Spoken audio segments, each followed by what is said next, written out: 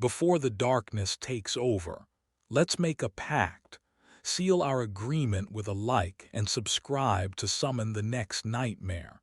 I have silenced the world for you. No interruptions after minute 15. Just you, the rain, and the story.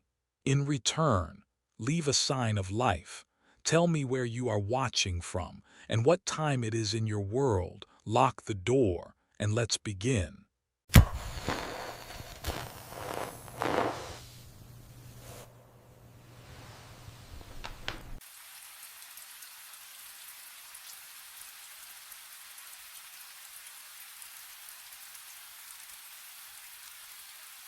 The radio crackled at exactly 3:33. I stared at it. Same calm voice cutting through the static, requesting lift clearance. Same polite tone.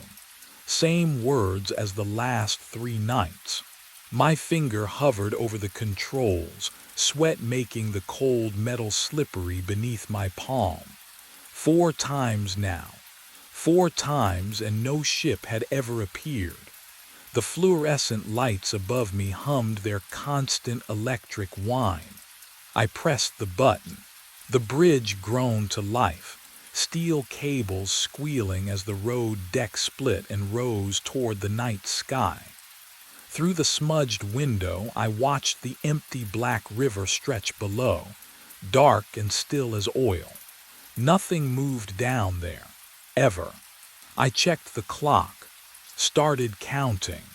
The air in the control room smelled like rust and something older, something that had settled into the walls over decades. 20 minutes. That's how long I'd wait, just like protocol demanded. Just like I'd done 3 times before. My hands trembled as I gripped the edge of the console. Can you imagine standing alone in a metal box suspended over black water, raising a bridge for ghosts? The river gave back no reflections. Not even moonlight touched its surface tonight. I pressed my face to the cold glass, searching for running lights, for any sign of a vessel. The waiting stretched. 5 minutes. 10. 15. But what I realized at minute 17 made my stomach drop. The timing was too perfect. 3:33 exactly, down to the second. 4 nights in a row. The same voice. The same absence. This wasn't equipment malfunction or miscommunication. Someone, or something, was doing this deliberately. I lowered the bridge at minute 20. The machinery groaned in reverse. My reflection stared back from the dark window, pale and hollow-eyed. And that's when I understood this wasn't a game at all. It was a pattern. One I'd already become part of. 4 nights earlier, I thought I'd finally caught a break. The control room at Harbor Point was smaller than I'd expected, cramped, really. But it was mine for the night. My first solo shift. Jean had clapped me on the shoulder during orientation, told me the overnight rotation paid 20% more, and I jumped at it. The divorce lawyer's bills weren't going to pay themselves. Neither was the child support. I settled into the worn operator's chair, ran my fingers across the control panel. Cold metal, smooth from decades of use. The fluorescent lights hummed overhead, steady and bright. Outside the single window, the black river stretched away into darkness, invisible except for the faint shimmer where moonlight touched its surface. The radio sat silent on the desk. Vintage equipment, Jean had explained. Still worked perfectly. Just call if you need anything, he'd said. Though he'd said it quickly, already backing toward the door. I checked my watch. 11:47. 8 hours stretched ahead. I'd brought coffee, a sandwich. My phone for emergencies, though Jean had warned me the signal was spotty out here. The highway above carried the occasional truck, tires humming against pavement, but mostly silence. The kind of silence that makes you aware of your own breathing.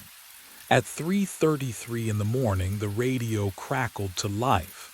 The sound made me jolt upright, heart hammering. Static hissed, then resolved into a voice. Calm, professional, almost polite. Bridge operator requesting lift clearance. I grabbed the microphone, thumb pressed to the transmission button. Finally, my first real call. Copy that. Stand by for clearance. My hands moved through the sequence Gene had drilled into me.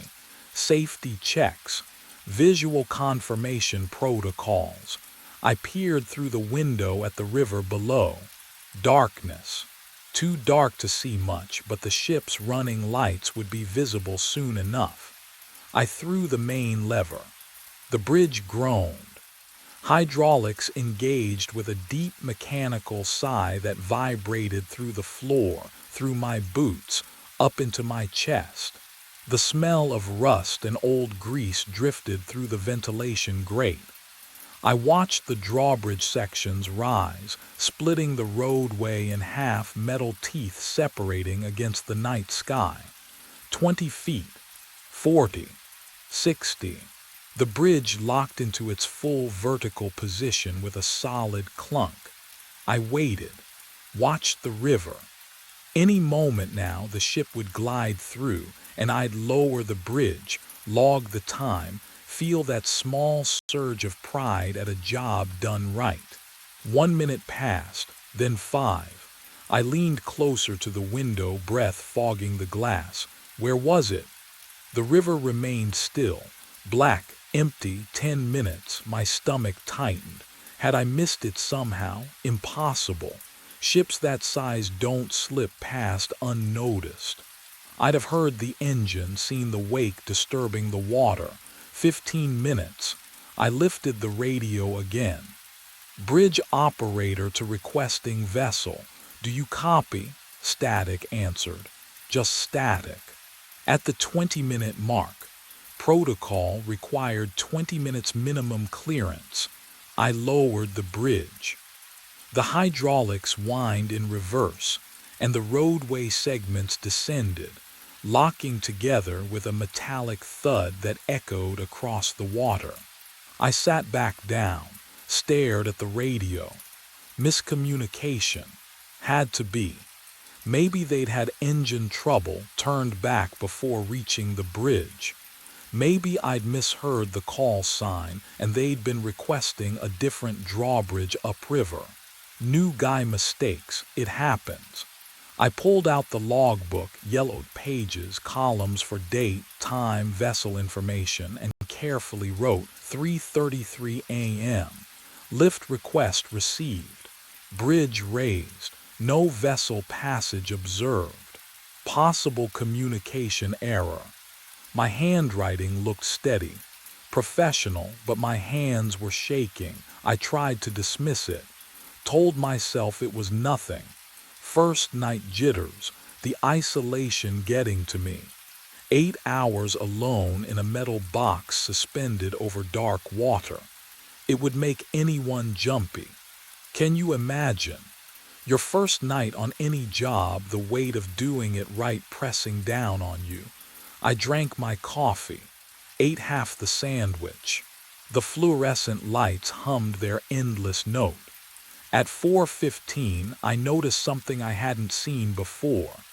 There were scratches on the radio casing, deep ones, like someone had clawed at the metal with their fingernails. And beneath the microphone, barely visible in the harsh light, dark stains had seeped into the plastic grip. Stains that looked rust brown.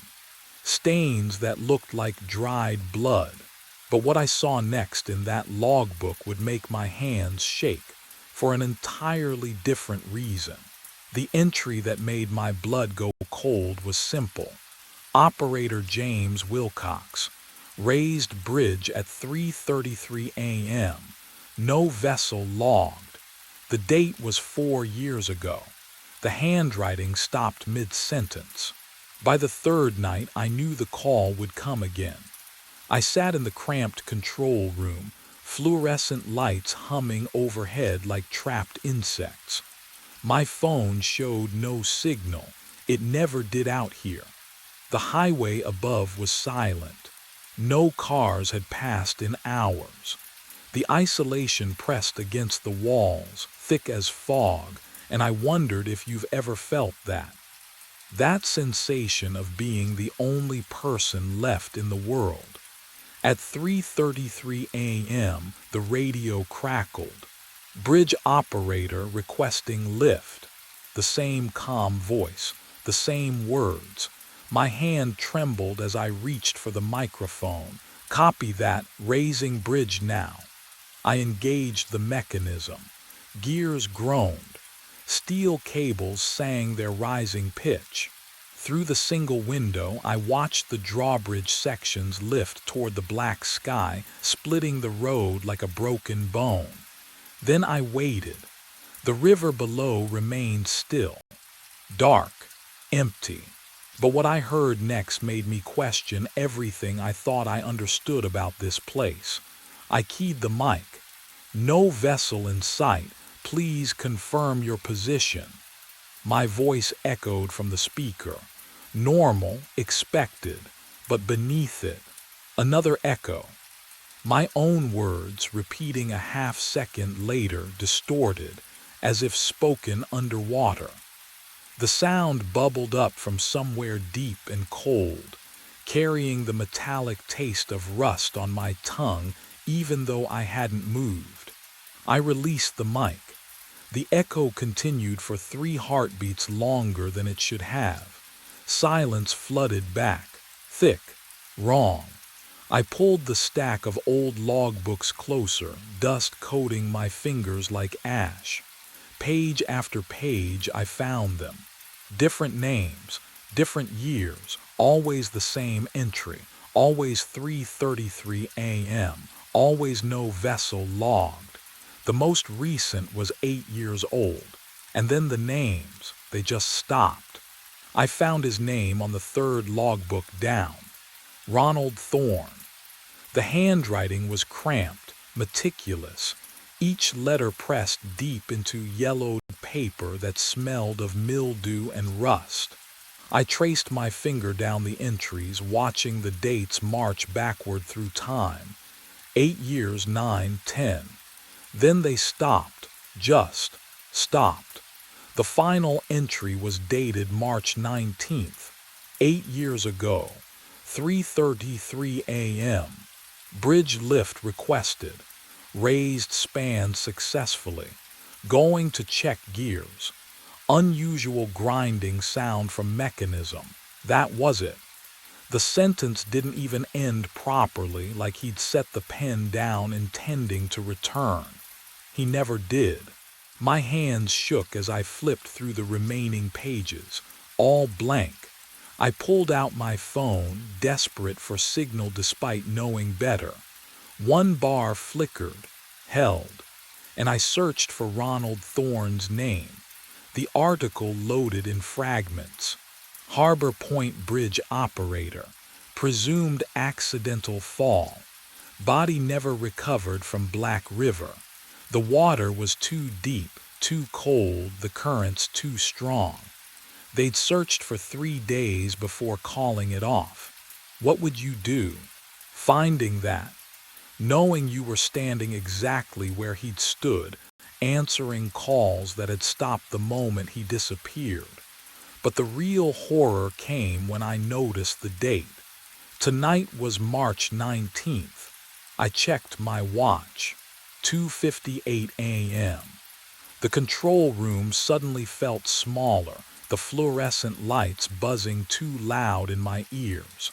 The window reflected my pale face back at me, and beyond it, nothing but black water. 3:33. The radio crackled to life, static, then breathing. Then that same calm voice I'd heard 3 nights running, bridge operator requesting lift. My throat closed. I couldn't move, couldn't speak. The voice continued, patient as deep water.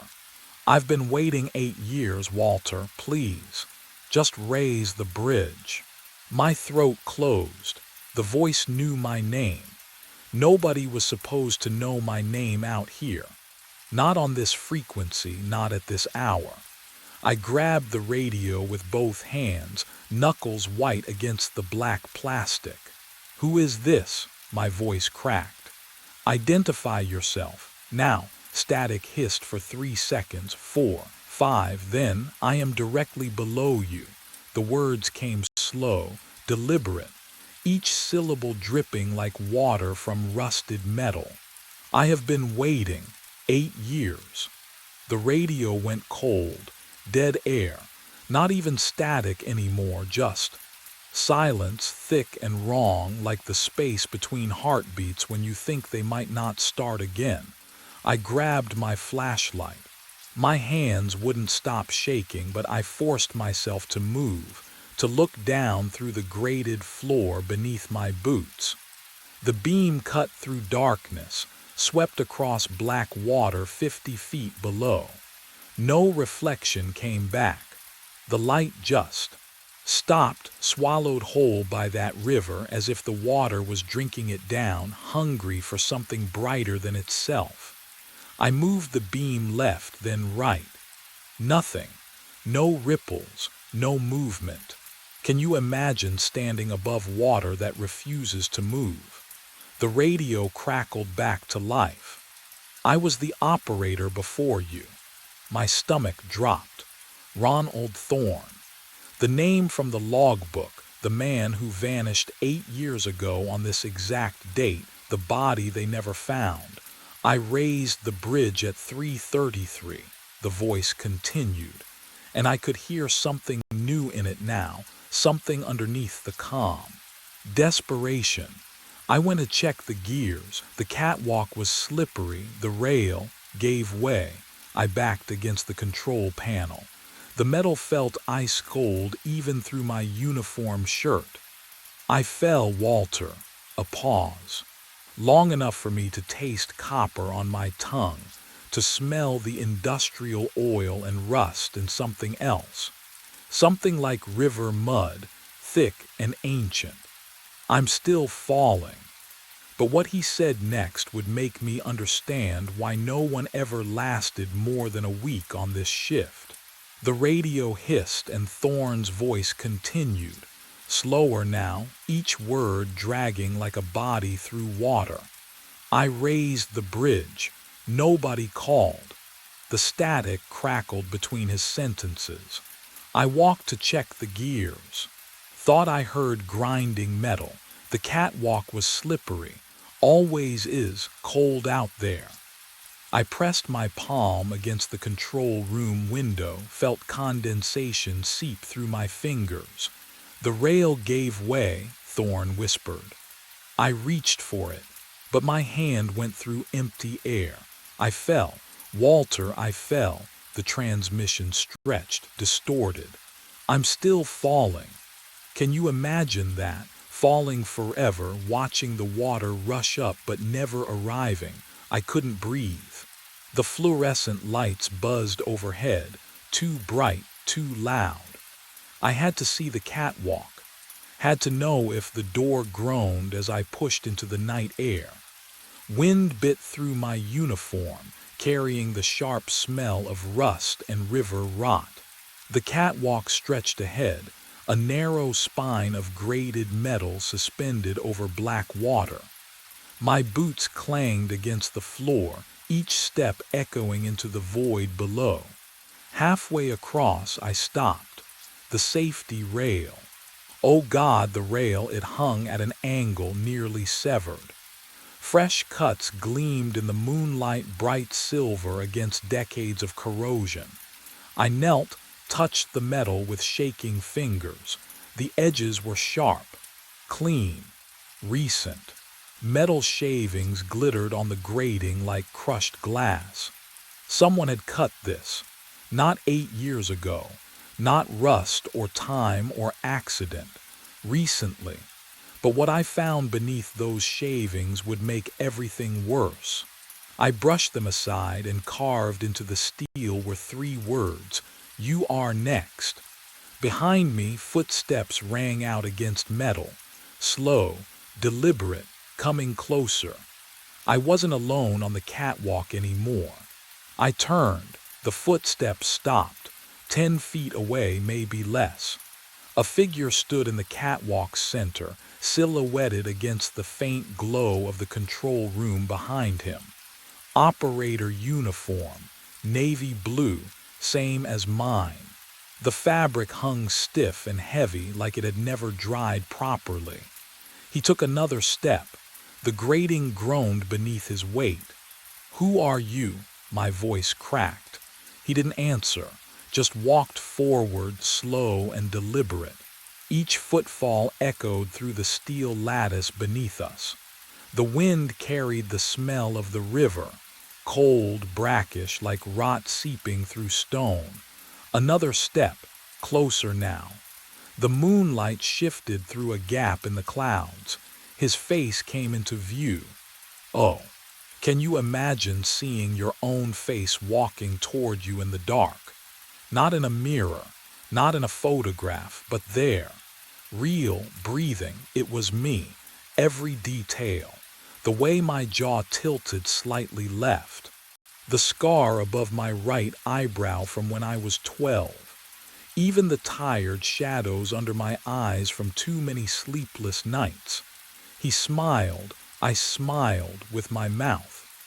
"I need you to raise the bridge," he said, his voice a perfect echo of mine. "You finally answered." My legs moved before my brain caught up. I spun and ran toward the control room, boots hammering against metal. Behind me, his footsteps matched mine, steady, unhurried. I grabbed the door handle. Locked. I slammed my shoulder against it. Nothing, the south exit. I sprinted down the catwalk, lungs burning, the severed rail flashing past in my peripheral vision. That door. It had to open. It didn't. Locked. Cold steel against my palms. Every exit. Every way off this bridge. But what I felt through that door would make me understand why he needed me so desperately. I slammed the control room door behind me. The metal filing cabinet screeched across linoleum as I shoved it against the entrance. My breath came in ragged gasps. The desk followed. Then the chair. Everything I could move piled against that door. My hands wouldn't stop shaking. Footsteps echoed on the catwalk outside. Slow, deliberate, patient. I backed toward the window overlooking Black River. The fluorescent lights hummed above me, that constant electrical whine drilling into my skull. My heart hammered so hard I could feel it in my throat. The radio crackled to life. "You cannot barricade yourself from this." My own voice. Perfect inflection, perfect tone. "The fall never ends, Walter." I pressed my palms against the cold glass, tried to steady myself, tried to think. Every operator becomes the caller. Static hissed between the words. "You will push the next one. It is the only way to stop falling." "No," I whispered. I'm not falling. I'm right here." "Are you?" The question hung in the air like fog. Something felt wrong, had felt wrong for longer than I wanted to admit. But what hadn't I noticed yet? I turned toward my reflection in the darkened window. Same tired eyes, same hollow cheeks, same uniform. Wait. I looked down at my chest. The fabric clung to my skin. Heavy, cold. I touched my sleeve, and my fingers came away wet, soaking wet. The smell hit me then, thick and mineral, the rotten egg stench of river water mixed with rust and decay. My entire uniform dripped onto the floor. Puddles formed around my boots. How long had I been standing in cold water without feeling it? The door splintered, wood cracked like bones breaking. The barricade desk chair, everything I'd shoved against it collapsed inward. Metal scraped, hinges shrieked. I stumbled backward, my boots squelching in the puddle of river water soaking through my uniform. The doppelganger stepped through. My face, my eyes, my mouth forming words I couldn't hear over the roar of blood in my ears. I turned, ran. The only direction left was out, onto the catwalk. Cold wind hit me the moment I crossed the threshold. It howled through the grated floor, carrying the smell of rust and deep water. My hands found the rail, gripped it. The metal felt wrong, too sharp, too thin. Behind me, footsteps steady. Unhurried, please, I whispered. The rail gave way, just snapped. The severed edge gleamed where someone had cut halfway through days ago. Fresh shavings glittered on steel. I lurched sideways, arms windmilling, and my boot slipped through the grating. I fell. But what I experienced in that moment, can you even imagine? The black water rushed up. I braced for impact, for cold, for the river to swallow me whole. It never came. I kept falling and falling. The bridge above me didn't shrink. It stayed the same distance, suspended in darkness, glowing faintly under a moon that never moved. Time stretched like taffy, each second pulling apart into minutes, hours, years. The air around me grew thick, heavy. It pressed against my skin with the weight of deep water. And then I saw them, figures tumbling beside me in the dark.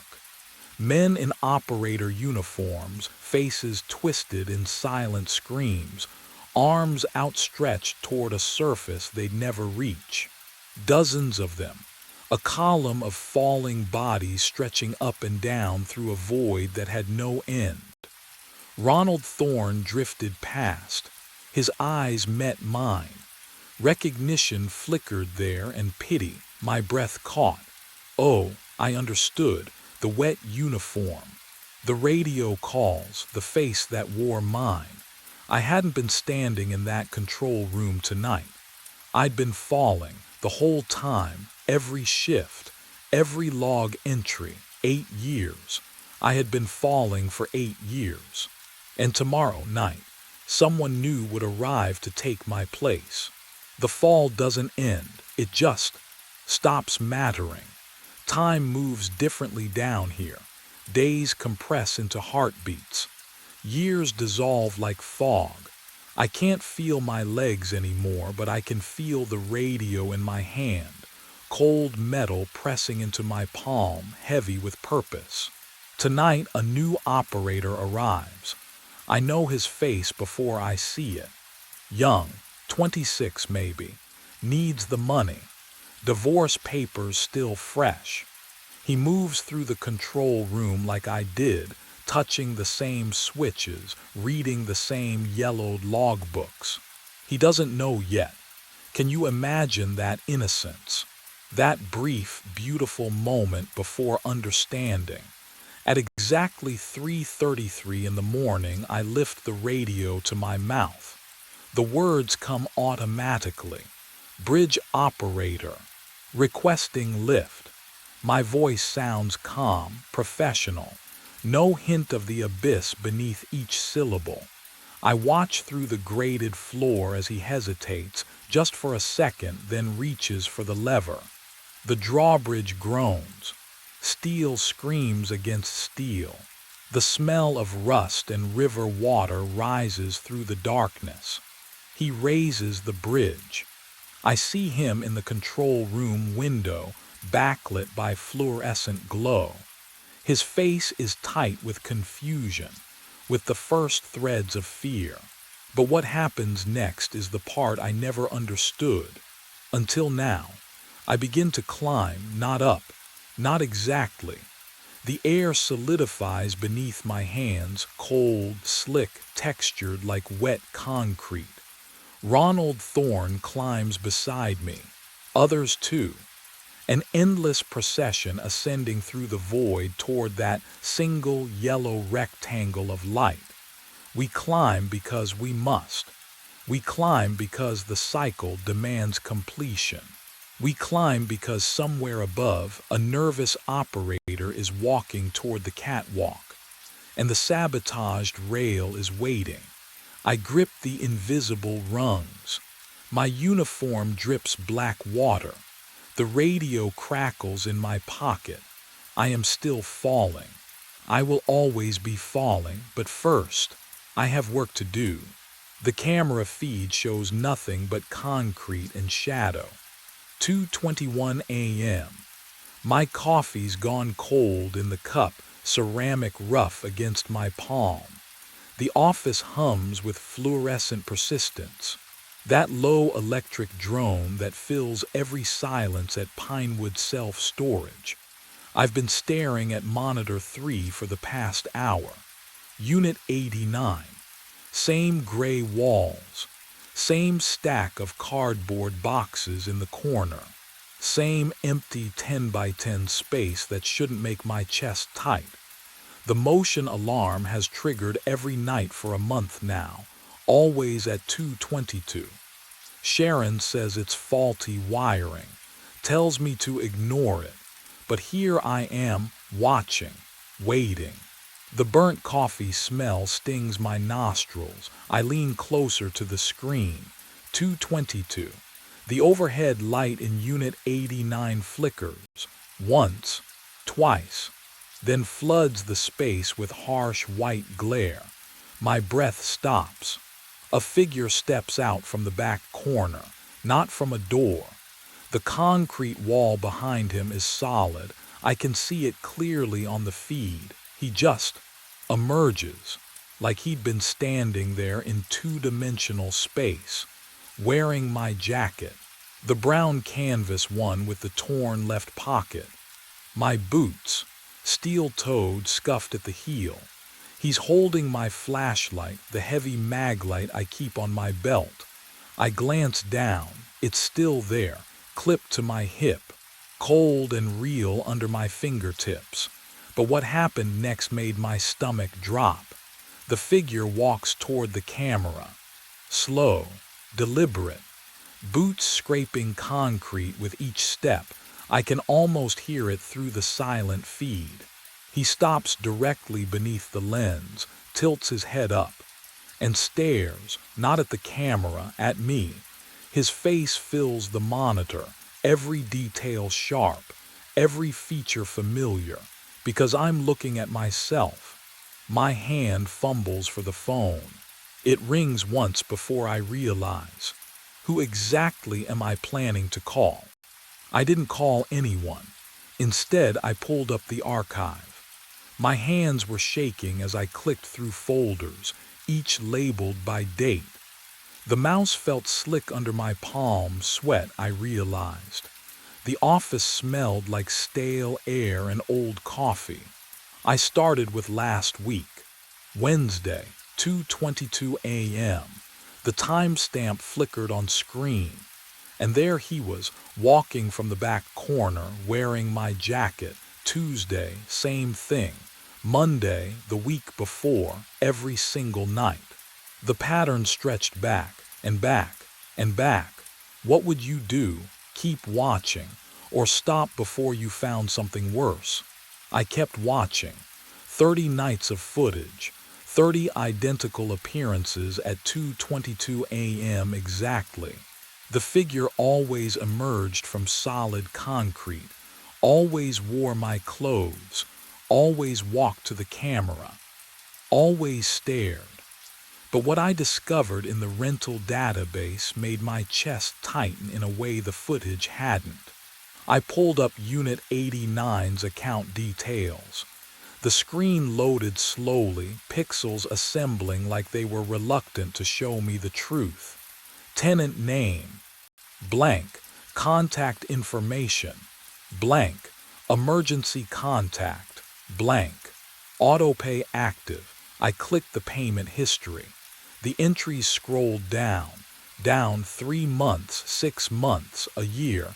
Oh, 3 years, 3 years of automated monthly payments. No missed months, no contact. No visits logged in our access records. Not one. I grabbed the phone, dialed Sharon's emergency line. It rang 4 times before her voicemail picked up, that clipped, dismissive tone even in her greeting. I tried her cell. Straight to voicemail. I tried the regional office number. The line was dead. I went to the filing cabinet, pulled the drawer marked lease agreements. My fingers walked through the tabs. Unit 87, Unit 88, Unit 90. No Unit 89. The folder didn't exist. Sharon had told me she'd check the records, but there were no records to check. There never had been. And that's when I understood someone had erased every trace of whoever rented that unit. Or something was making sure I could never find out who they were.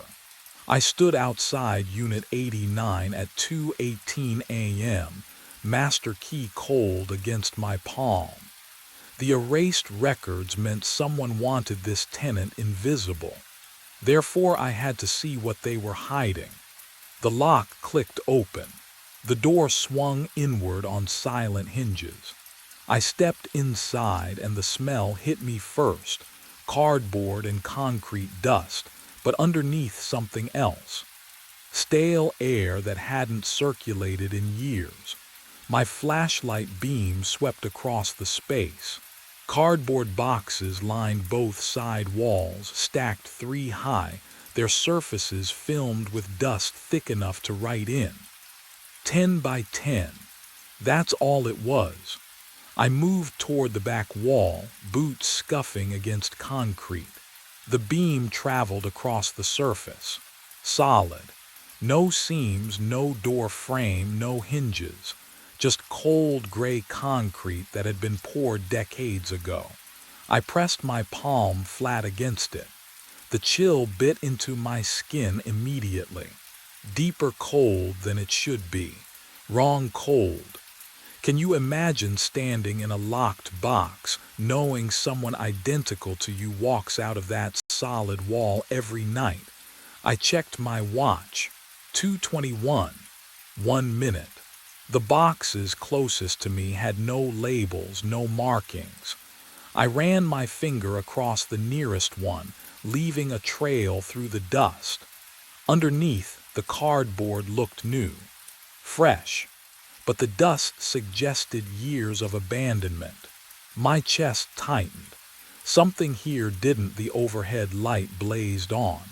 I hadn't touched the switch. 2:22 a.m. exactly. The fluorescent tube hummed above me, harsh white light flooding every corner. My shadow stretched long across the floor. I spun toward the door, and that's when I heard them. Footsteps behind me, slow, deliberate, boot heels on concrete. I whipped around, flashlight raised like a weapon. The back wall stared back. Empty. Solid. The footsteps continued, closer. My breathing caught in my throat. I could hear the leather creak with each step, the exact sound my boots made, but I saw nothing, no one. The steps stopped, right behind me. But what I felt on the back of my neck would make me question everything I knew about that concrete wall. The footsteps stopped. I didn't move, couldn't move. The silence pressed against my eardrums like water at depth. Heavy, wrong. My breath came in short pulls, too loud in the concrete box. Nothing stood behind me, I knew that. I'd seen the empty space when I spun around. But the presence remained, a weight in the air, the feeling of being watched by something that occupied the same space I did. The cold hit next. Not gradual, instant. My skin prickled, arms breaking out in goose flesh beneath my jacket. Each exhale turned to white fog curling in the fluorescent glare. The temperature had dropped 20 degrees in seconds. I could smell it now. That mineral scent of deep earth, of places that never see sunlight. Movement caught my eye. On the nearest cardboard box, ink appeared, fresh, black, bleeding through the brown surface in slow, deliberate strokes. Letters forming one by one, as if an invisible hand pressed a marker to the cardboard. My heart slammed against my ribs. I stepped closer, watching the words materialize. You've been living in Unit 89 for 3 years. The handwriting was neat, careful, familiar in a way that made my stomach twist. You're not the guard, you're the tenant. More words bled through, darker now, faster. Check the employee records. But what I would find there would shatter everything I thought I knew about myself. My breath fogged thicker. The cold burrowed into my bones. Behind me, the metal door whispered shut, a soft click that sounded like a confession. Then the lock. One clean metallic snap. I turned. The door was sealed, and something in the corner began to move. I didn't wait for whatever moved in that corner. I slammed into the door, shoulder first. The metal shrieked against the frame, but the lock held. My breath came in short bursts, fogging the air in front of me, fog that hung there too long, refusing to dissipate. I hit it again, again. The sound echoed through the concrete box, and beneath it I heard something else. Footsteps shuffling closer behind me. The lock gave. I stumbled into the hallway, fluorescent lights buzzing overhead. A half-second delay between the sound and the flicker, like the building itself was out of sync. My boots pounded against the concrete floor as I ran. Every corner I turned looked identical. Every hallway empty. Can you imagine that kind of silence? The kind that presses against your eardrums like water. But what I found in the office would make the silence seem merciful. The filing cabinet sat against the back wall, same as always. My hands shook as I yanked open the employee drawer. Cross, Ethan. The folder was thin. I flipped it open on the desk under the flickering monitor light. Hire date, October 5th, 3 years ago. The same date stamped on Unit 89's rental agreement. My stomach dropped. I turned the page, and there it was. The previous night guard's employee photo, paperclip to the top. My face, my exact face. But the name underneath, Nathan Pierce. I grabbed the rental agreement from the second drawer. The signature at the bottom was unmistakable. Those loops, that slant, my handwriting, I'd signed it 3 years ago. The monitor behind me flickered. All 12 camera feeds blinked to black simultaneously. Then one by one they came back on. And that's when I saw what was waiting in the other units. The monitors flickered back to life, and Unit 34's alarm screamed. The sound tore through the silence, high and piercing, the kind that makes your teeth ache. I spun toward the wall of screens, fingers already reaching for the feed controls, and froze. On camera 34, a figure stood motionless in the center of the frame, wearing my jacket, my boots, standing the way I stand when I'm thinking, weight shifted to the left, hands loose at my sides. The overhead light carved shadows across a face I'd seen in the mirror every morning for as long as I could remember. My face. The alarm from Unit 57 joined the chorus before I could breathe. Then Unit 112. The shrill electronic wail layered into something that felt like screaming, like the building itself was trying to warn me. I punched up the feeds with shaking hands. Unit 57, another me, this one closer to the camera, staring directly at the lens with eyes that didn't blink. Unit 112, standing in profile perfectly still like a photograph come to life.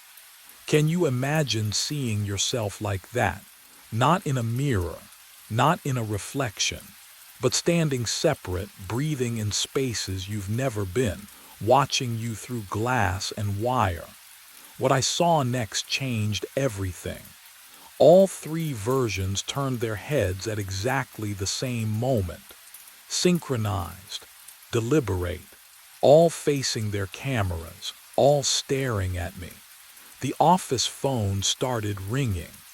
The sound cut through the alarms, old and mechanical, the kind of ring that demands answering. My hand moved before my mind could catch up, lifting the receiver to my ear. Static hissed across the line, and then my own voice whispered through it. "Stop running. You know where you belong." The line went dead, but what I heard in the static afterward made my blood freeze. The static faded. I stood frozen at the desk, receiver trembling in my hand. Then, the memories came, two versions, both mine, both real. I remembered my first night as a guard, Sharon showing me the office, explaining the routes, handing me the keys. October 5th, 3 years ago.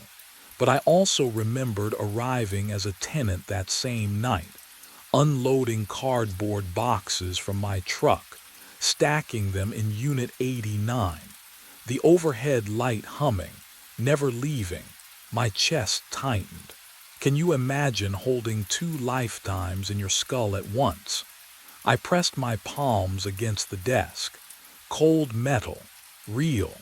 But which version of me was touching it? The guard memory showed me walking these hallways every night, checking locks, reviewing footage. Years of routine. The tenant memory showed me sitting in the dark between those boxes, listening to footsteps outside, waiting for someone to find me. Years of silence. Both felt true. My pulse hammered in my ears. I needed something. Proof, evidence that I wasn't fracturing completely. The desk drawer. I'd opened it 1,000 times, or had I? The metal scraped as I pulled, sharp, tooth-aching sound. Inside, beneath old pens and a broken flashlight, lay a leather journal. Dust rose from its cover, old paper smell, the kind that clings to your throat. I didn't remember putting it there, but I recognized the handwriting before I even opened it. Mine. The first entry was dated 3 years ago. October 5th, the night I started. Everything I read, night 1. Unit 89 triggered again at 2:22. Checked the feed, saw myself inside. This is the 4th year I've watched him. Tomorrow I go back in. Someone else takes the desk. My hands went numb. 4th year. But what the journal revealed on the next page made my blood turn to ice. I yanked the facility blueprints from the filing cabinet, my fingers trembling as I unrolled the yellowed paper across the desk. The smell of old ink and dust filled my nostrils, but something was wrong. I traced the hallway grid with my fingertip. Units 76, 83, 91. The numbers jumped. No Unit 89, it didn't exist on the map. My pulse hammered in my ears.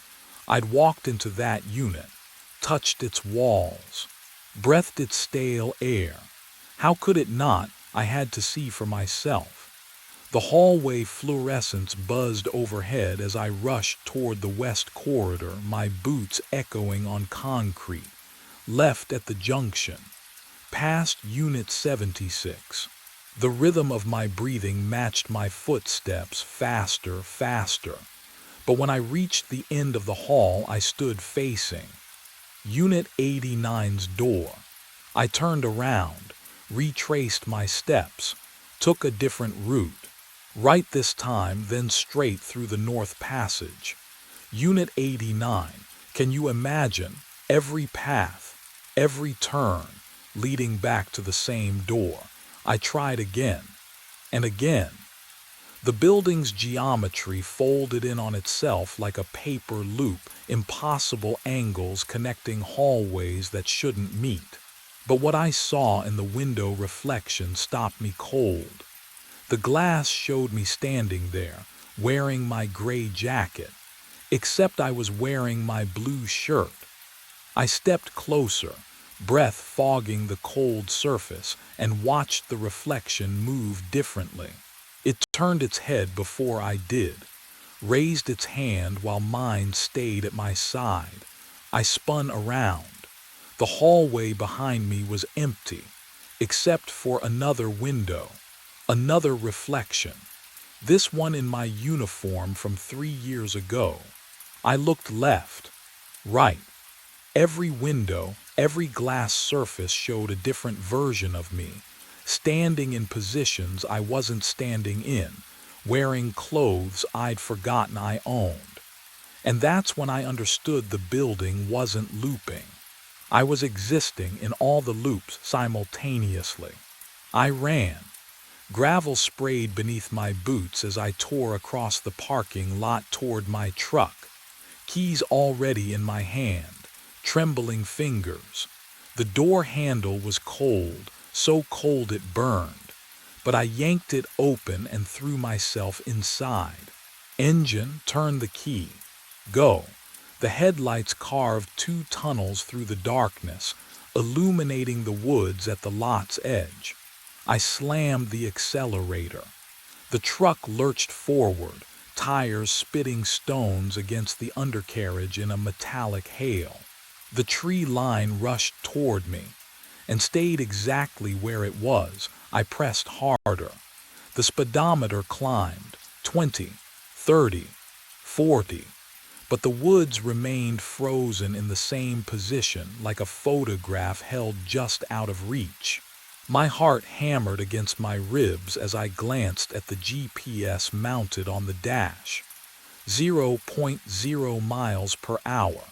The coordinates hadn't changed. What would you do if the world stopped moving around you but you kept going? I spun the wheel. The truck fishtailed, pivoted.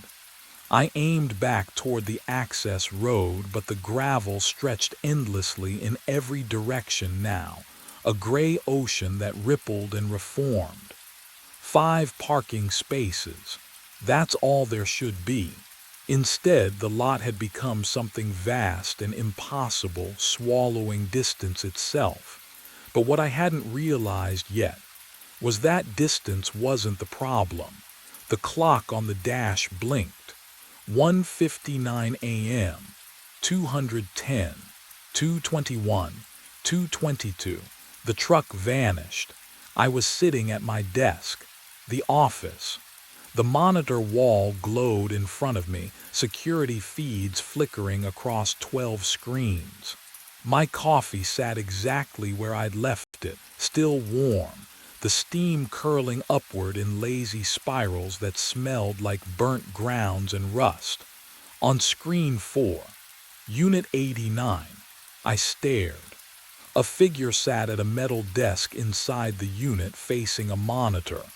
He wore my jacket, my posture. His hand hovered over a coffee cup. He was watching me. What happened next made my blood freeze. We both turned. Simultaneously. The exact same motion. The exact same angle. 2 bodies moving as one across the distance between us. His eyes met mine through 2 layers of camera feed. Him watching me watching him. And in that moment of perfect synchronization, I heard it. Click the lock on the office door. the lock on Unit 89's door, both turning. At exactly 2:22 a.m., the lights went out, complete, total, the kind of darkness that pressed against my eyes like cold water. I heard breathing. Close, too close. We never leave Unit 89. My voice, not an echo, not a recording, my voice, speaking from the space beside me. We just take turns. The air temperature dropped so fast my lungs burned.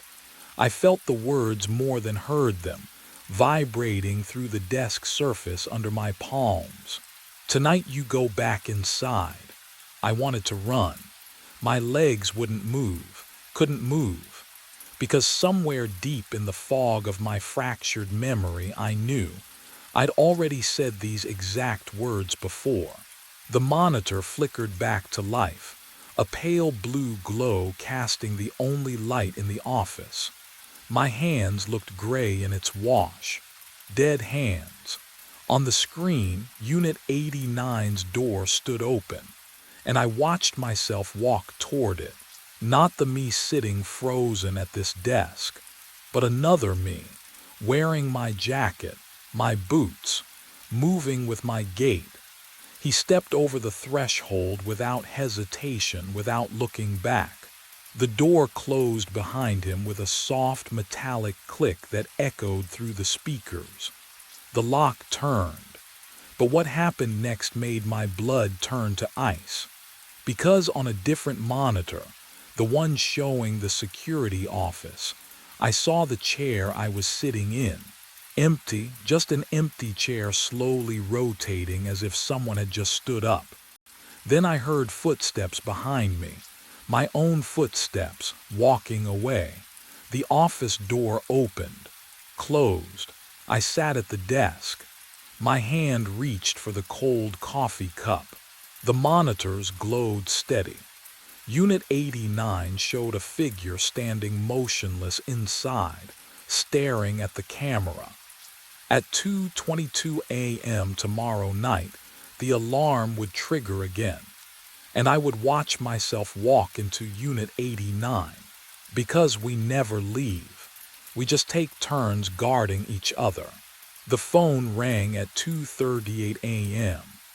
I reached for the handset, the plastic cold against my palm, and the fluorescent lights above me hummed their usual lullaby. The dispatch office smelled like burnt coffee and 3 hours of silence. Ridgeline Towing, this is Trevor, static crackled. Then, a voice I knew. Trevor, it's Boyd. My stomach dropped. Boyd Keller hadn't shown up for his shift tonight. Rita left me a voicemail about it 6 hours ago. Said he'd vanished somewhere on Route 44 during last night's run. Radio went dead, truck stopped moving. Search and rescue found nothing. Boyd, I sat up straighter, gripping the handset. Where the hell are you? Everyone's been looking. Need a tow, he said. His voice sounded wrong. Like someone had recorded him speaking and played it backward, then forward again. The cadence was off. Too slow, too smooth. What's your location? Route 44, mile marker 13. The same spot. The exact same spot where his GPS had blinked out last night. What would you do if your missing coworker called from the place he disappeared? I pulled up the GPS tracking system, fingers trembling as I typed in Boyd's truck number. The screen loaded. There it was, his last known position frozen at mile marker 13.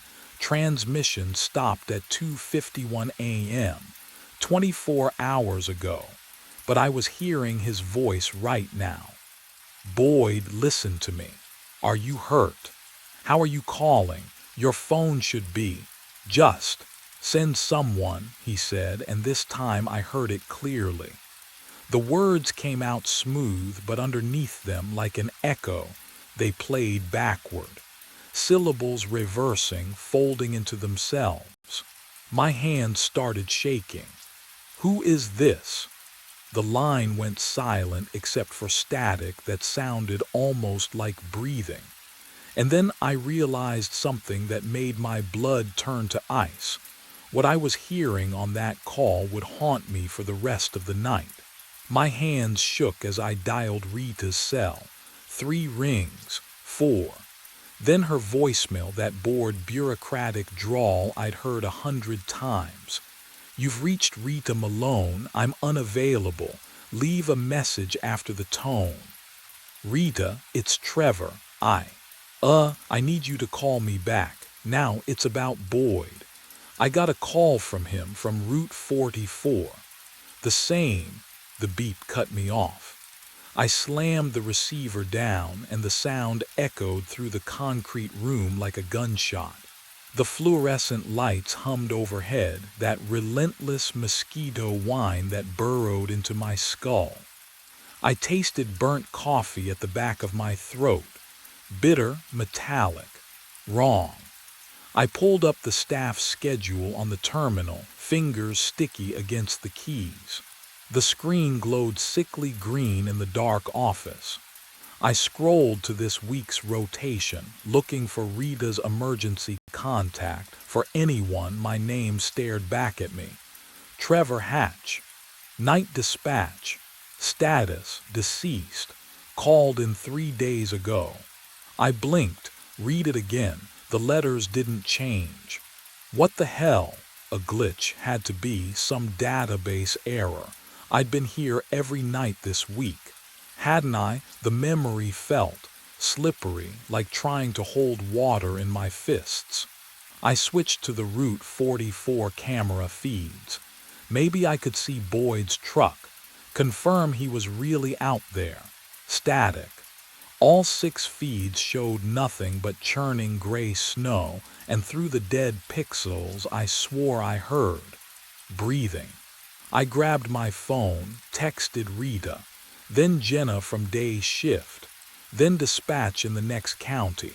My thumbs flew across the screen, desperate pleading.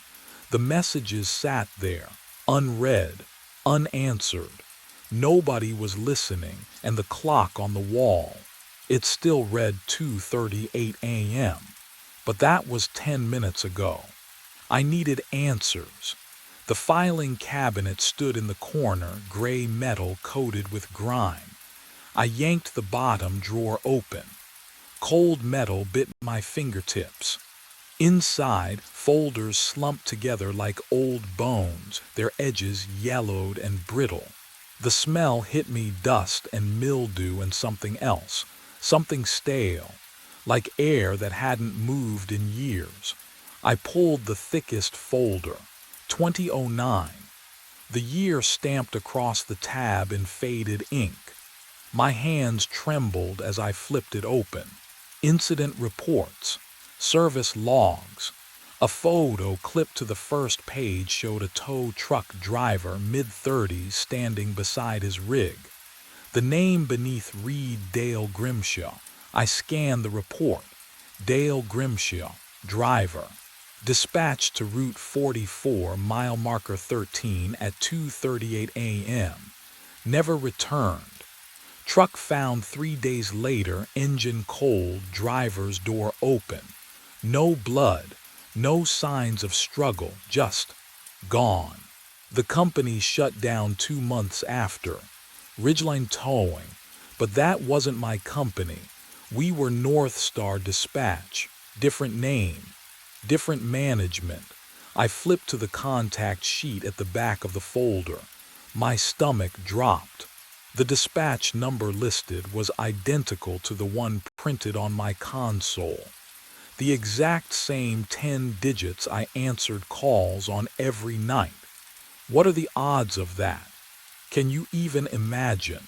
I looked around the cramped concrete room, the fluorescent lights humming their endless monotone song above me. The single window overlooking the empty lot. The burnt coffee smell that never left. This wasn't a different building. This was the same office. I stood, walked to the door, turned the handle. It didn't move. I tried again, rattling it harder. The metal clicked uselessly, locked tight from the outside. My breath came faster. I crossed to the window, pressed my palms against the cold glass, but the latch wouldn't budge. Rusted shut or bolted, I couldn't tell which. The fluorescent hum shifted, lower now, almost like breathing. I was alone, completely alone. And I wouldn't be leaving until someone unlocked that door in the morning. But the real question I should have asked was this: would morning ever come? I checked my watch. 2:36. The air in the dispatch office had gone still, thick with the smell of old concrete and something else I couldn't name, something metallic. The fluorescent lights hummed their endless monotone hymn above me, and I pressed my back against the locked door, feeling the cold metal handle dig into my spine. 2:37. My phone showed no signal, just a blank screen where the bars should be. I tried Rita again. Nothing. The call wouldn't even attempt to connect, but the landline on the desk. That red light blinked steady and patient, like a heartbeat waiting for me to notice. What would you do? Sit there and wait for morning, or the phone rang at exactly 2:38. I froze. The sound carved through the silence like a blade, sharp and wrong in a way that made my teeth ache. It rang again, again. That same mechanical scream I'd heard for 3 weeks now, but tonight it felt different. Hungry. I let it ring. 4 times, 5. My hand hovered over the receiver, trembling like I was reaching toward an open flame.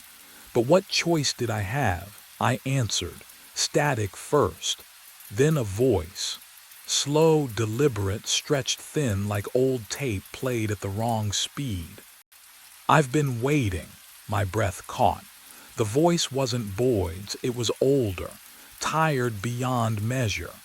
You sent help, the voice continued, each word separated by too much silence.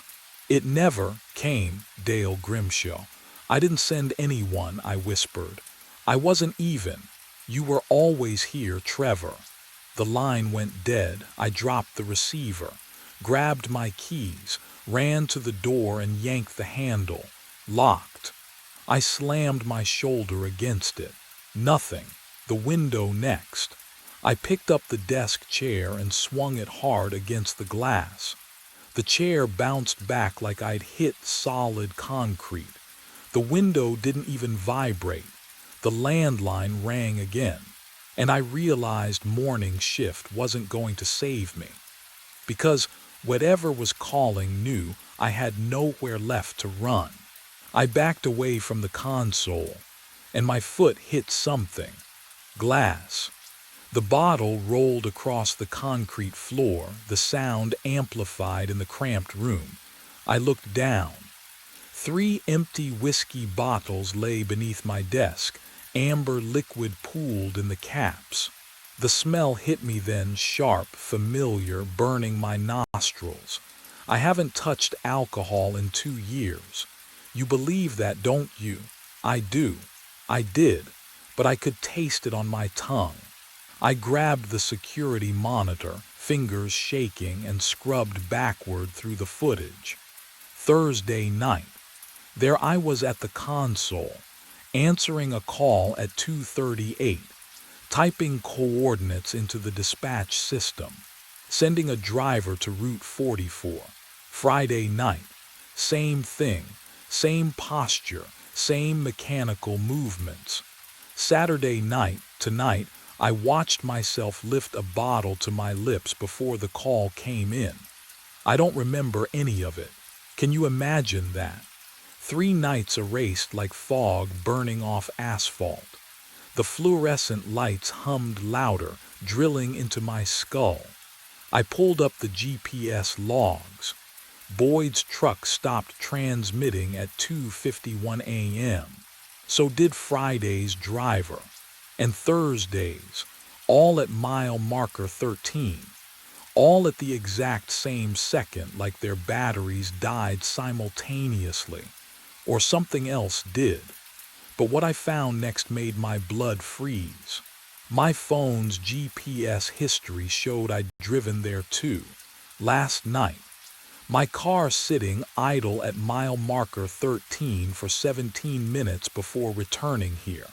I stared at my hands. No cuts, no dirt under my fingernails.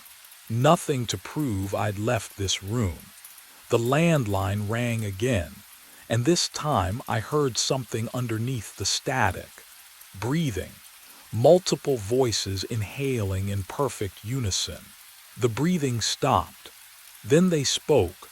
Trevor, 5 voices, perfectly synchronized, whispering my name through the static like wind through dead leaves. Trevor. I slammed the receiver down. My hand hit the cradle so hard the plastic cracked. The fluorescent lights above me flickered once, twice, and the hum changed pitch. Lower now, almost like a voice. I needed proof, something concrete, something that would make sense of the footage, the GPS logs, the 3 nights I couldn't remember. My phone sat on the desk, screen dark. I picked it up.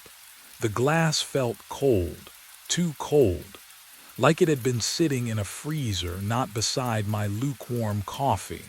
I opened the location history. My hand started shaking before I even read the timestamps. There, last night, 2:38 a.m. to 2:51 a.m., Route 44, mile marker 13. The little blue dot on the map didn't lie. According to this, I'd driven there, parked, stayed 17 minutes, but I was here, wasn't I? Can you imagine doubting your own memory so completely? I stared at that blue dot until my vision blurred. What I found next would change everything. The night before that, same route, same time, and the night before that, 3 consecutive trips, all ending at 2:51 a.m. exactly. I never left this room. I know I didn't. I would remember driving. Wouldn't I? The landline rang again.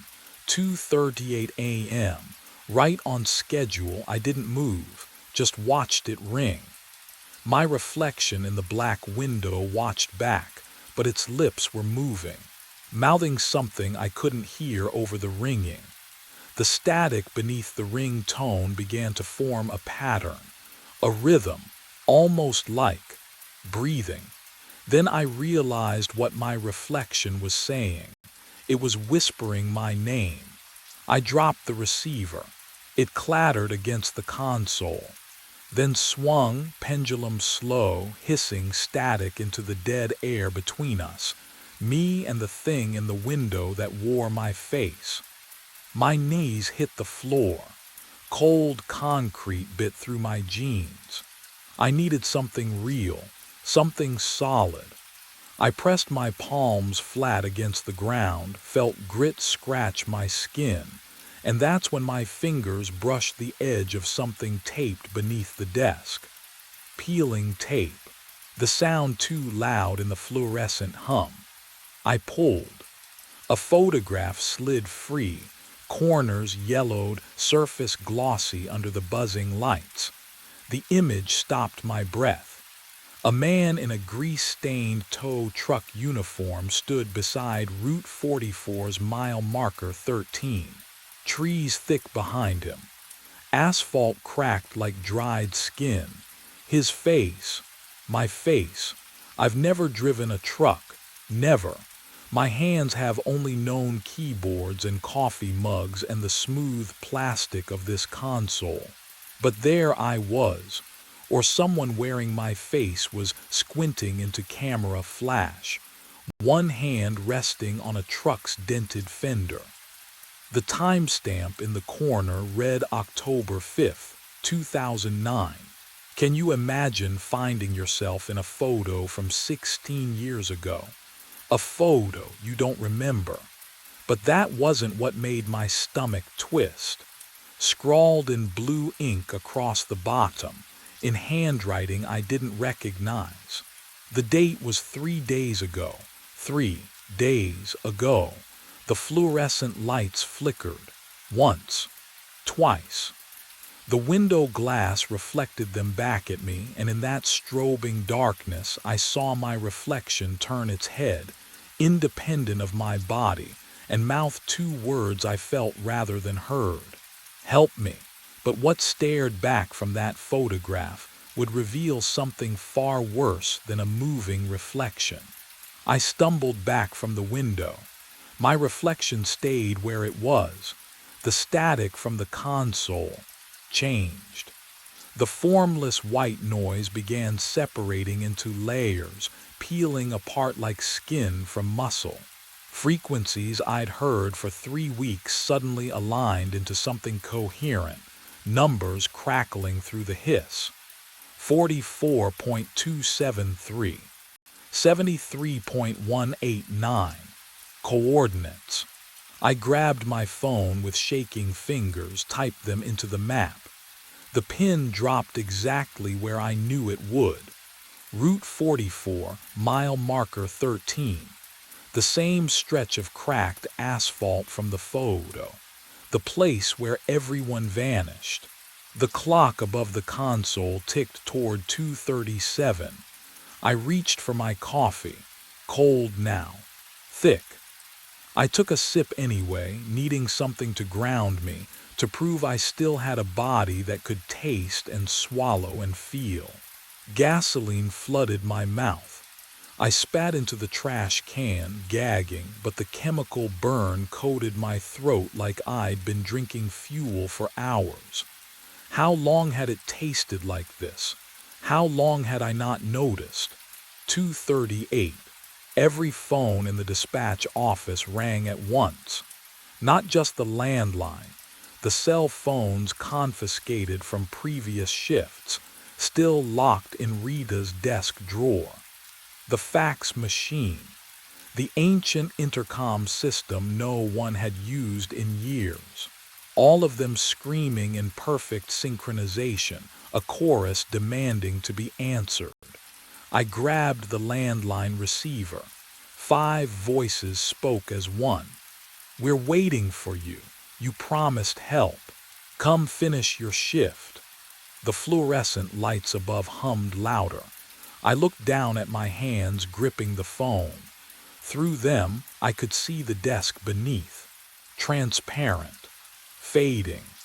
Dissolving under light that suddenly felt less like illumination and more like an X-ray burning through what little remained of me. But what happened when there was nothing left to dissolve? That's when I would finally understand what I'd become. My hands were gone, the phones kept ringing. 5 voices, one truth. The fluorescent lights hummed a frequency that vibrated through what remained of me. And that's when the memories tore through. Route 44, October 5th, 2009. I was driving the tow truck. No, that wasn't right. I am driving the tow truck. The engine dies at mile marker 13.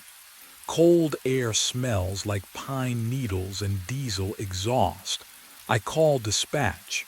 A woman answers, says help is coming. Her voice sounds like static wrapped around a promise she can't keep. I wait, and wait, and wait. The gasoline taste in my mouth, that's not coffee. That's the fumes I breathed in the cab before hypothermia took me. Before I became something that couldn't leave Route 44. So I followed the only thread back. The dispatch number. The voice that promised help. But that wasn't the worst part. Boyd's voice on the phone 3 weeks ago. That was me, 16 years later, still calling. Still waiting. Jenna's cryptic note. She was me too, the loop before. Every dispatcher who's ever sat in this concrete tomb has been Dale Grimshaw, answering his own desperate call, sending the next version of himself to die on Route 44. Can you understand what that means? I built this purgatory one phone call at a time. The clock above the console clicks to 2:38. The phones scream in unison. My own voice echoes from every receiver. Dispatch, I need a tow. Route, no, I don't reach for the handset. My transparent fingers hover above it, then pull back. The fluorescent lights flicker. The air tastes like burnt metal and broken promises. What I didn't know then was what refusing would cost. The ringing doesn't stop. It splits into harmony, 2 rings, then 4, then 8, multiplying like a swarm of hornets trapped inside my skull. The office walls sweat condensation. The concrete floor vibrates. The phone rings, and rings, and rings. The ringing split into 12 phones, 20, 50. The sound carved into my skull like a drill bit. The fluorescent lights strobed. The concrete walls rippled. I pressed my transparent hands against my ears, but the ringing came from inside now. Inside my bones, my teeth, my memory. I couldn't break it. The loop didn't want to be broken. My hand reached for the phone, not my choice anymore. The receiver was ice against my ear, or was it? Could I even feel cold if I'd been dead for 16 years? Silence, static, then a voice, my voice. Dispatch, younger, confused, scared. I need a tow, Route 44, mile marker 13, my truck it died. Everything died. I opened my mouth. Nothing came out. Hello, is anyone there, please? I've been waiting so long. What would you do? Lie to yourself. Promise help that never comes. Help is coming, I whispered. The words tasted like gasoline. The door unlocked behind me. Click, the sound of release, of surrender. I stood. The office dissolved into burnt coffee smell and static hum. The schedule on the wall updated itself. Someone new listed for tomorrow's night shift. A name I didn't recognize yet. My phone's GPS glowed.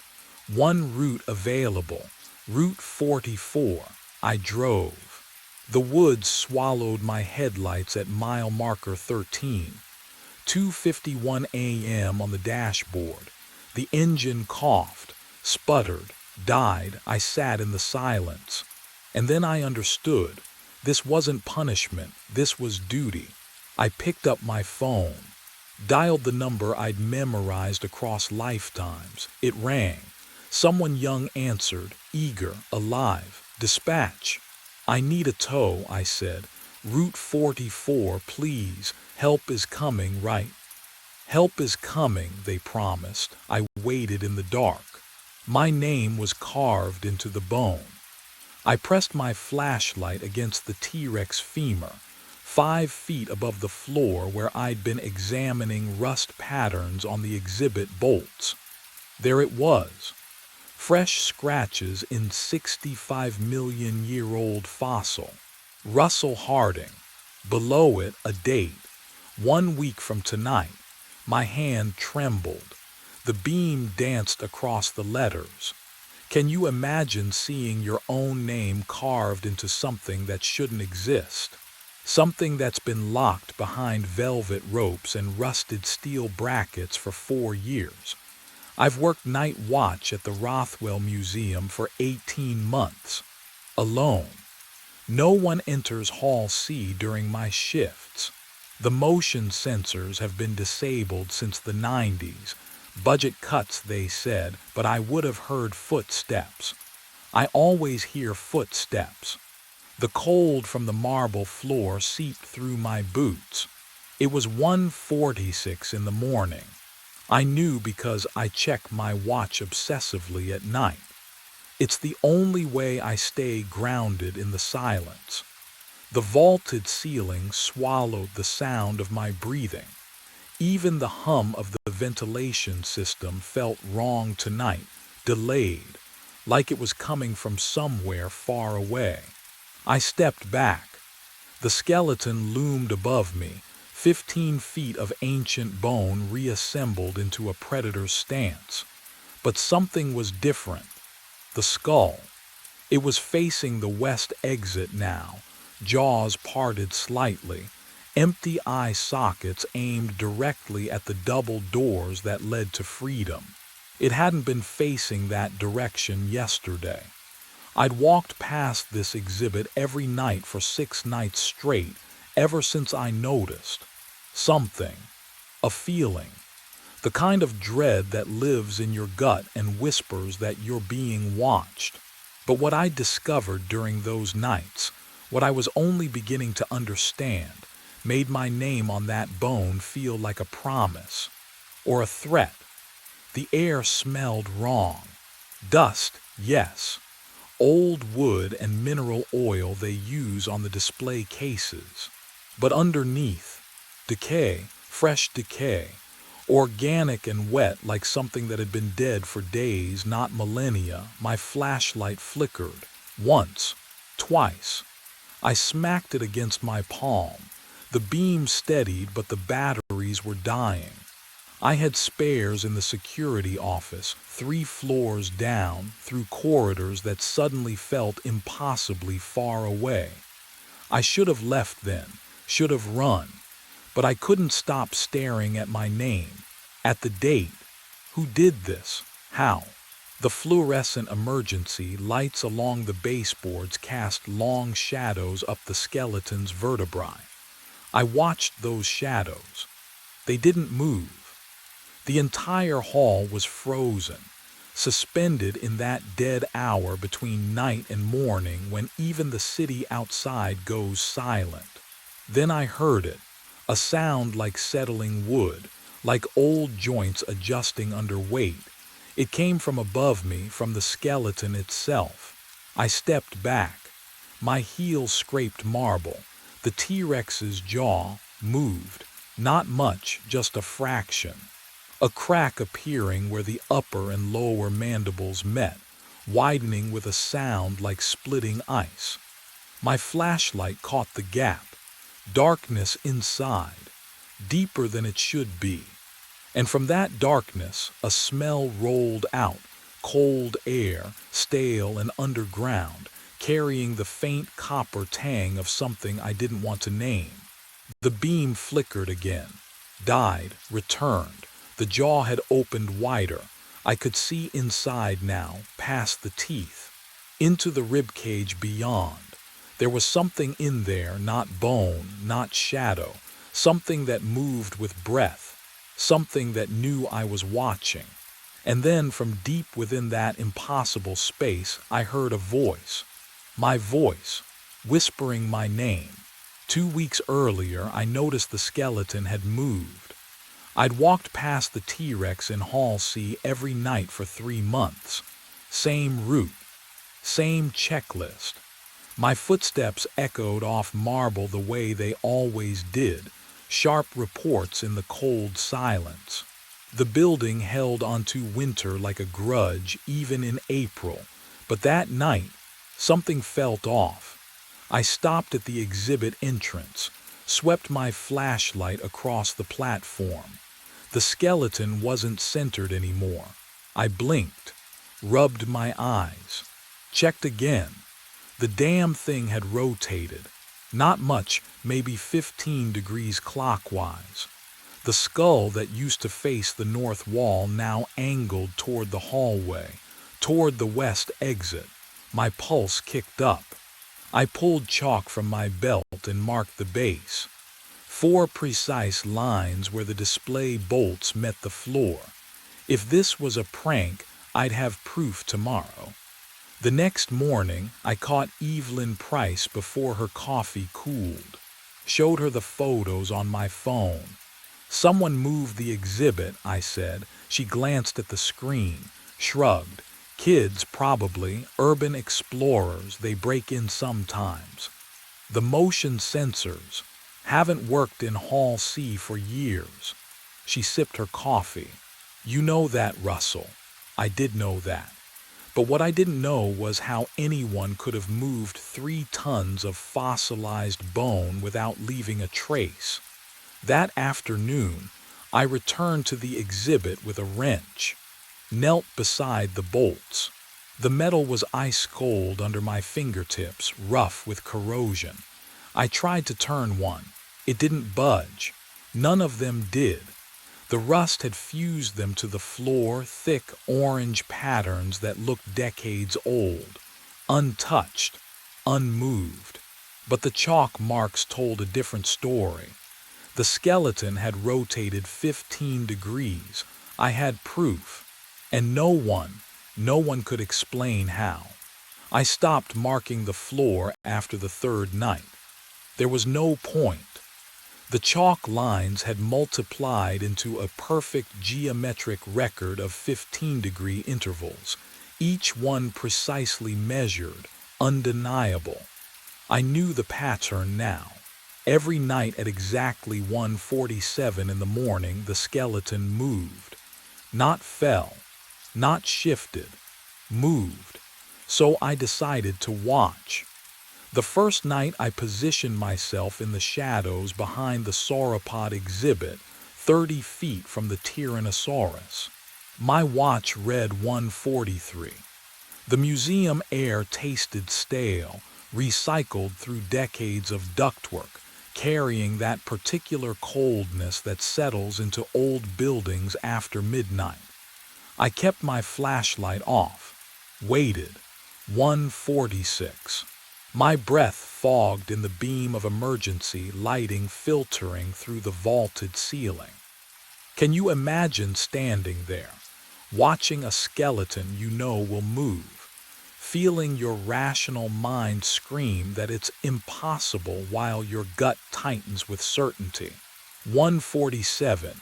Nothing. Then I heard it, not grinding, not scraping. Silence. The complete absence of sound that should accompany 12 tons of bone rotating on corroded bolts. The skeleton turned 15 degrees clockwise in one smooth, fluid motion. No vibration, no friction, just movement. I didn't breathe for 30 seconds after it stopped. The second night, I brought the old handheld camera from the supply closet. The kind with the flip-out screen and grainy night vision. I set it on a tripod, aimed it at the exhibit base, and let it record from 1:30 until 2:15. When I reviewed the footage in the security office, my hands shook so badly I nearly dropped the camera. But what I saw on that screen would change everything. The playback showed exactly what I'd witnessed. Smooth rotation, no mechanism, no explanation. Just bone pivoting on fused steel as if the laws of physics had quietly excused themselves. And in the silence of that impossible movement, the camera had captured something else. A faint rhythmic pulse, like a heartbeat, buried beneath the white noise. The footage played on loop in my mind as I returned to Hall C the next afternoon. That pulse beneath the static. I needed to look closer at the exhibit itself, not just watch it move. The platform stood 3 feet high, reinforced steel bolted into the marble floor. I crouched beside it, running my flashlight along the base. Dust coated everything. Thick, undisturbed years of accumulation. The bolts were orange with rust, fused solid just as Evelyn had said. But there, near the back corner, something gleamed. A metal plaque, small, maybe 6 inches across. It sat flush against the platform's edge, half hidden by shadow. I leaned in, angling the light. The engraving was precise, professional, assembled 1987 from 3 excavation sites. Hell Creek Formation, Montana, Lance Formation, Wyoming. Unidentified remains from Philadelphia County mistakenly cataloged as fossilized material. I read it twice, 3 times. Unidentified remains, human remains. My throat tightened. The air in Hall C suddenly felt thicker, harder to breathe. I pulled out my phone and snapped photos of the plaque, then stood and walked quickly to the archive room in the basement. The filing cabinets were a mess, decades of documentation crammed into rusted drawers that screamed when I yanked them open. I searched for exhibit records, installation notes, anything from 1987. Nothing. No mention of the plaque. No mention of mixed remains. The official documentation listed only the Hell Creek and Lance formations. 2 sites, not 3. But what I'd found down there wasn't the strangest part. I returned to Hall C an hour later, kneeling again beside the platform. The plaque was still there, gleaming faintly in my flashlight beam. I reached out, hesitated, then pressed my palm flat against the metal. It was warm, not room temperature, warm, like something alive had been touching it moments before. The skeleton loomed above me, silent and still, but I could swear I felt it watching, waiting for 1:47 a.m. And I realized I had no idea what would happen when it finished turning. I positioned myself in the far corner of Hall C at 1:39 a.m. 8 minutes until the skeleton moved again. The marble floor beneath my boots felt glacier cold, even through rubber soles. My breath misted in the air, thin white clouds that shouldn't exist in a climate-controlled building. The T-Rex loomed 15 feet away, silent, waiting.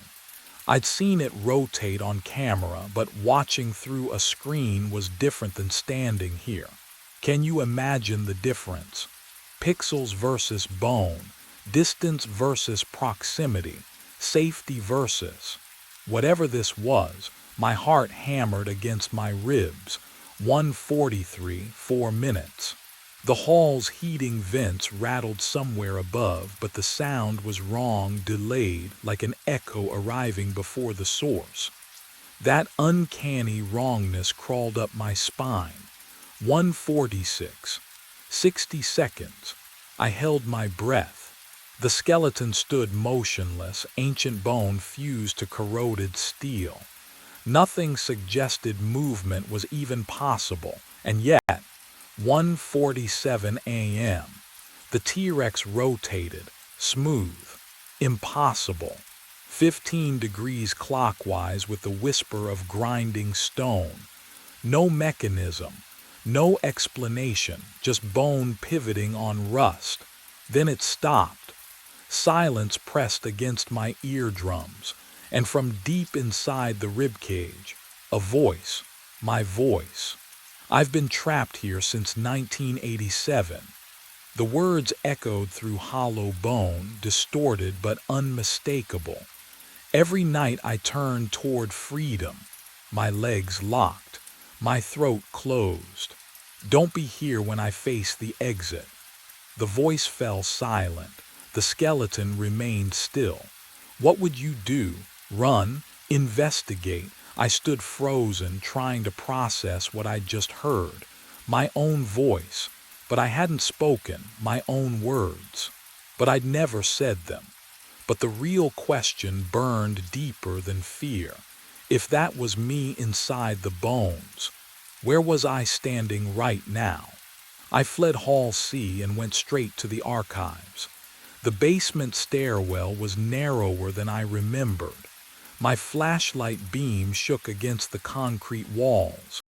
Each step echoed too loud, then too soft, like the building was swallowing sound. The archive door was wedged open with a rusted fire extinguisher. Inside, the air hit me first, thick with mold and something sweeter. Rot. Not food rot, paper rot. The kind that gets into your throat and stays there. I yanked the chain for the overhead bulb. It flickered twice before holding. Rows of filing cabinets stretched into shadow. Water dripped somewhere behind the shelves, steady as a metronome. The floor was slick. My boots left prints in something dark I didn't want to identify. 1987. I needed anything from 1987. The cabinets were labeled by decade, but the order made no sense. 70s next to 90s. 60s missing entirely. I pulled drawer after drawer. My fingers came away black with dust and moisture. The metal was cold enough to ache. Then I found it. A drawer marked personnel. 85 to 89. The folders inside were swollen with dampness, edges curled like dead leaves. I spread them across the nearest table. Maintenance reports, incident logs, time cards bundled with rubber bands that disintegrated at my touch. But what I found buried at the back would change everything I thought I understood. A folder, thicker than the rest. The tab read Lowell, Kenneth. I opened it. Assembly worker, third shift. Hired March of '87 to help install the new dinosaur exhibit. His employee photo showed a man in his 30s, thin face, nervous smile. He looked ordinary, the kind of person you'd forget an hour after meeting. His final time card was clipped to the inside cover. Date, October 9th, 1987. Clock in, 11 p.m. Clock out, blank. But someone had written in red ink across the bottom. Last seen 1:47 a.m. Hall C framework assembly. My hands wouldn't stay steady. The flashlight rolled off the table and clattered to the wet floor. There was more. An incident report. Single page. Typed. Employee Kenneth Lowell failed to report for shift end. Search conducted. No trace found. Last confirmed location inside T-Rex skeletal framework during vertebrae installation. Police notified. Investigation inconclusive. Case suspended November '87. Body never recovered because he was still there, inside the bones, inside the thing that turned every night at 1:47. I looked back at his photo, at his eyes, and that's when I noticed the handwriting at the bottom of the report. The note someone had scrawled in faded pencil, almost invisible now after decades in the damp. It said, "He's not the first." The archive had more than personnel files.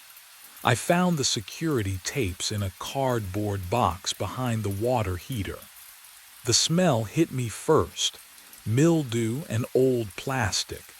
Decades of neglect compressed into one rotting corner. VHS cases labeled in faded marker, March '94, October 2001, September 2009. Each one marked the same month, September or October. My hands trembled as I fed the first tape into the ancient player mounted on a rusted cart. The monitor flickered to life, gray static. Then grainy footage of Hall C. A man stood beneath the T-Rex. 40s, tired eyes. Security uniform just like mine. He was talking to someone off camera. No, wait. His lips moved, but the audio was distorted. I turned up the volume. "Shouldn't be here. I tried to warn you." His own voice. Echoing from the skeleton.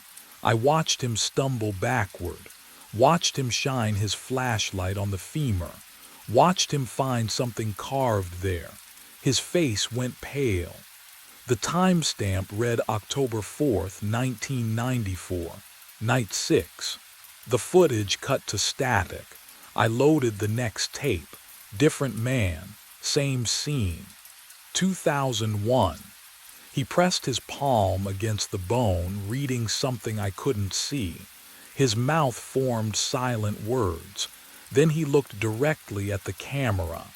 And I swear he was looking at me. The tape ended abruptly.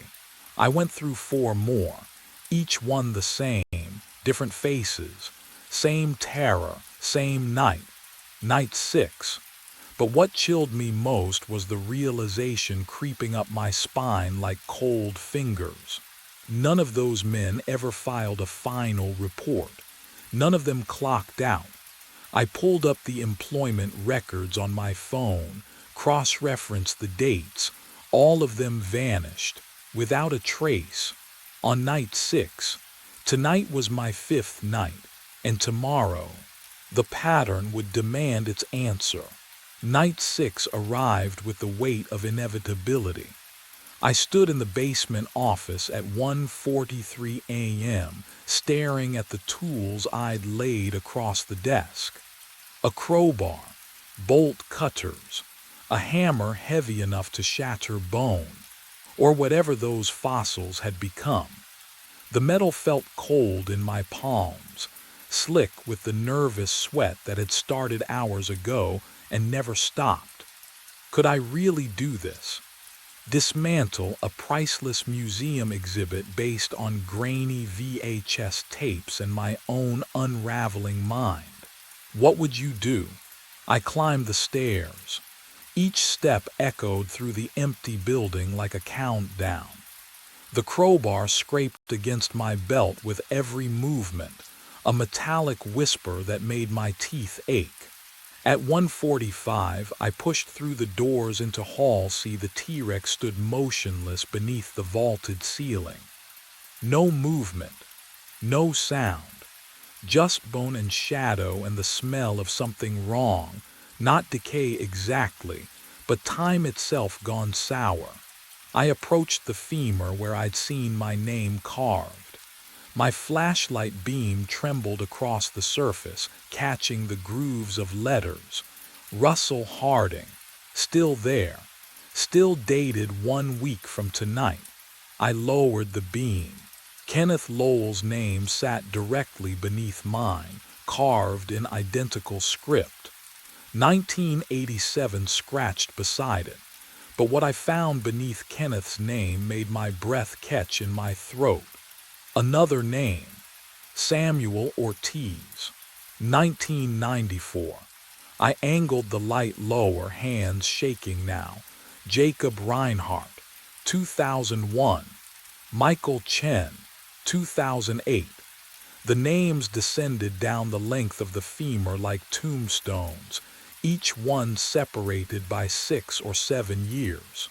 I counted them as the crowbar slipped from my grip and clattered against the marble floor, the sound impossibly loud in the suffocating silence. 12 names, 12 watchmen, and at 1:47 a.m. the skeleton began to move. The grinding sound filled Hall C as bones scraped against fused steel.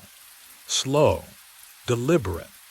The T-Rex skeleton pivoted the final 15 degrees until its skull faced the museum exit dead-on. I stumbled backward.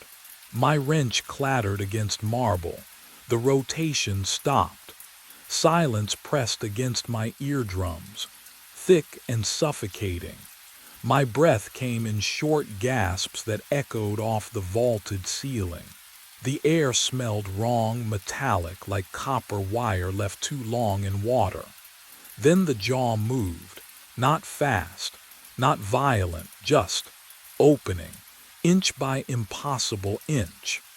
The ancient hinges shouldn't function. They'd been wired shut since 1987, but they swung wide with a wet, grinding noise that made my teeth ache. What would you do? Stand there? Run? I couldn't move. The ribcage came next. each bone separated with surgical precision, splitting along invisible seams I'd never noticed before.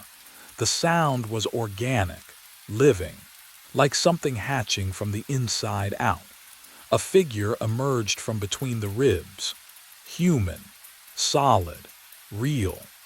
Wearing a security uniform I'd only seen in archive photographs.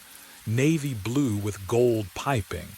The Rothwell Museum patch from 3 decades ago. The man stepped through bone as though passing through fog, his boots making no sound against the floor. I recognized his face immediately. My face, older, weathered, deep lines carved around eyes that had seen too many nights. Gray threaded through hair I still kept dark, but the scar above his left eyebrow. I'd gotten that when my daughter pushed me into the pool edge. 7 years ago. He looked at me with something worse than fear. Pity. "I tried to warn you," he said. His voice was mine, roughened by decades I hadn't lived yet. But what he said next would make everything I discovered seem like mercy. I ran, my boots hammered against marble as I bolted for the exit. Behind me, the older version of myself didn't follow, just watched with that terrible, knowing sadness. The double doors loomed ahead, 20 feet, 10. The doors slammed shut, a sound like a gunshot echoing through Hall C. I crashed into them shoulder first. Locked. The metal was warm, wrong. No, no, no, no. The lights cut out. Pure darkness swallowed everything. I couldn't see my hands. Couldn't see the doors. Just the frantic sound of my own breathing and the copper taste of panic flooding my mouth. Then, a hydraulic hiss. The lights flickered back on. The doors were different, heavier wood, brass handles instead of steel. I spun around and the world tilted, fresh paint. That was the first thing I smelled, sharp and chemical, like someone had just finished the walls. Sawdust hung in the air, tickling my throat. The temperature was warmer, the heating system rumbling differently than I'd ever heard it. On the wall, a calendar. October 1987. What would you do? Can you imagine standing there, watching your present dissolve into someone else's past? Footsteps echoed from the east corridor. Voices. Men laughing, discussing work schedules and overtime pay. Getting closer. I turned back to Hall C. The T-Rex wasn't assembled yet. Just the metal framework, a skeletal cage of support beams waiting for bones. Tools scattered across the floor. Work lights casting harsh shadows. "Hey, you the new assembly guy," a voice called. A man in coveralls rounded the corner. His name tag read Kenneth Lowell. My throat closed. I tried to speak, to warn him, but no sound came. He smiled. "Come on, we're behind schedule. Need you inside the framework to secure the ribcage bolts." I looked at the metal cage. At the space where a man could fit, where a man could be forgotten. The real horror wasn't what I'd discovered, it was what I'd become. Kenneth gestured toward the framework. "You coming?" I walked forward, not because I chose to, but because I already had. The metal was cold against my palms as I climbed inside. I knock on the blue door. It shouldn't open, but it does. The hinges scream, a high, wet sound that cuts through the midnight silence. Cold air rushes out, carrying the smell of dust and something metallic. Old copper, maybe, or rust. The darkness inside swallows my flashlight beam for a heartbeat before shapes emerge. Furniture draped in white sheets. A staircase leading up into shadow. And walls. Oh, walls covered in frames. I step inside. The floorboards creak under my weight, each one announcing my trespass. My breath comes shallow. Quick. What would you do? Turn back. I should. But Max led me here every night for 3 weeks, stopping at this door, staring with those amber eyes like he was waiting for me to understand something. So I move deeper. The first photo stops me cold. A child's birthday party, balloons, cake, and a face I know because I see it every morning in the mirror, mine, younger, grinning with frosting on my chin. But that's impossible. I've never been here before. I move to the next frame. My high school graduation, cap and gown, same face. Same scar above my left eyebrow from the bike accident when I was 12. Except I don't remember this photo being taken. Don't remember who's standing beside me, arm around my shoulders, smiling. The walls close in with each frame. My childhood, my family, my life captured in moments I can't recall living. But what I find on the mantel changes everything. A dog collar, worn leather, brass tag catching my flashlight, engraved in clean letters, Max 2015, 9 years ago. Outside, Max whines, low, mournful, like he's been waiting far longer than 3 weeks. And suddenly, I'm not sure who I came here looking for. 3 weeks earlier, I took a job I should have questioned. The email arrived at 10 p.m. Subject line, late night walker needed, Millbrook Complex. I'd walked dogs for 2 years, knew the neighborhoods, needed the money. Simple enough. The message gave an address, apartment 4 billion, and instructions that felt off, key under mat, note inside. Max knows the route, just follow him. No phone number. No client name. I should have deleted it. But rent was due, and dogs don't judge you for preferring silence. The Millbrook Complex squatted at the edge of town, brick and peeling paint, the kind of building that looked tired even in daylight. At night, under flickering street lamps, it felt like something waiting. I climbed to the 4th floor. The hallway smelled like mildew and copper pennies. Apartment 4 billion had no nameplate, no welcome mat, just a brass key cold in my palm. The note was taped to the inside of the door, handwriting looped and careful. Max knows the route, just follow him. 11 p.m., be patient. I turned. A German shepherd sat 3 feet away, watching me. I hadn't heard him approach. His eyes caught the dim light wrong, too reflective, like coins at the bottom of a well. Can you imagine a dog that size moving without sound? Max didn't wag his tail, didn't sniff me, just stared. Hey boy, I whispered, my voice cracked. Ready? He stood, walked to the door, waited. The route started normal enough. Down the stairs, out onto Maple, 6 blocks north through streetlight halos and the wet asphalt smell of October. Max's nails clicked on pavement, steady, rhythmic like a metronome.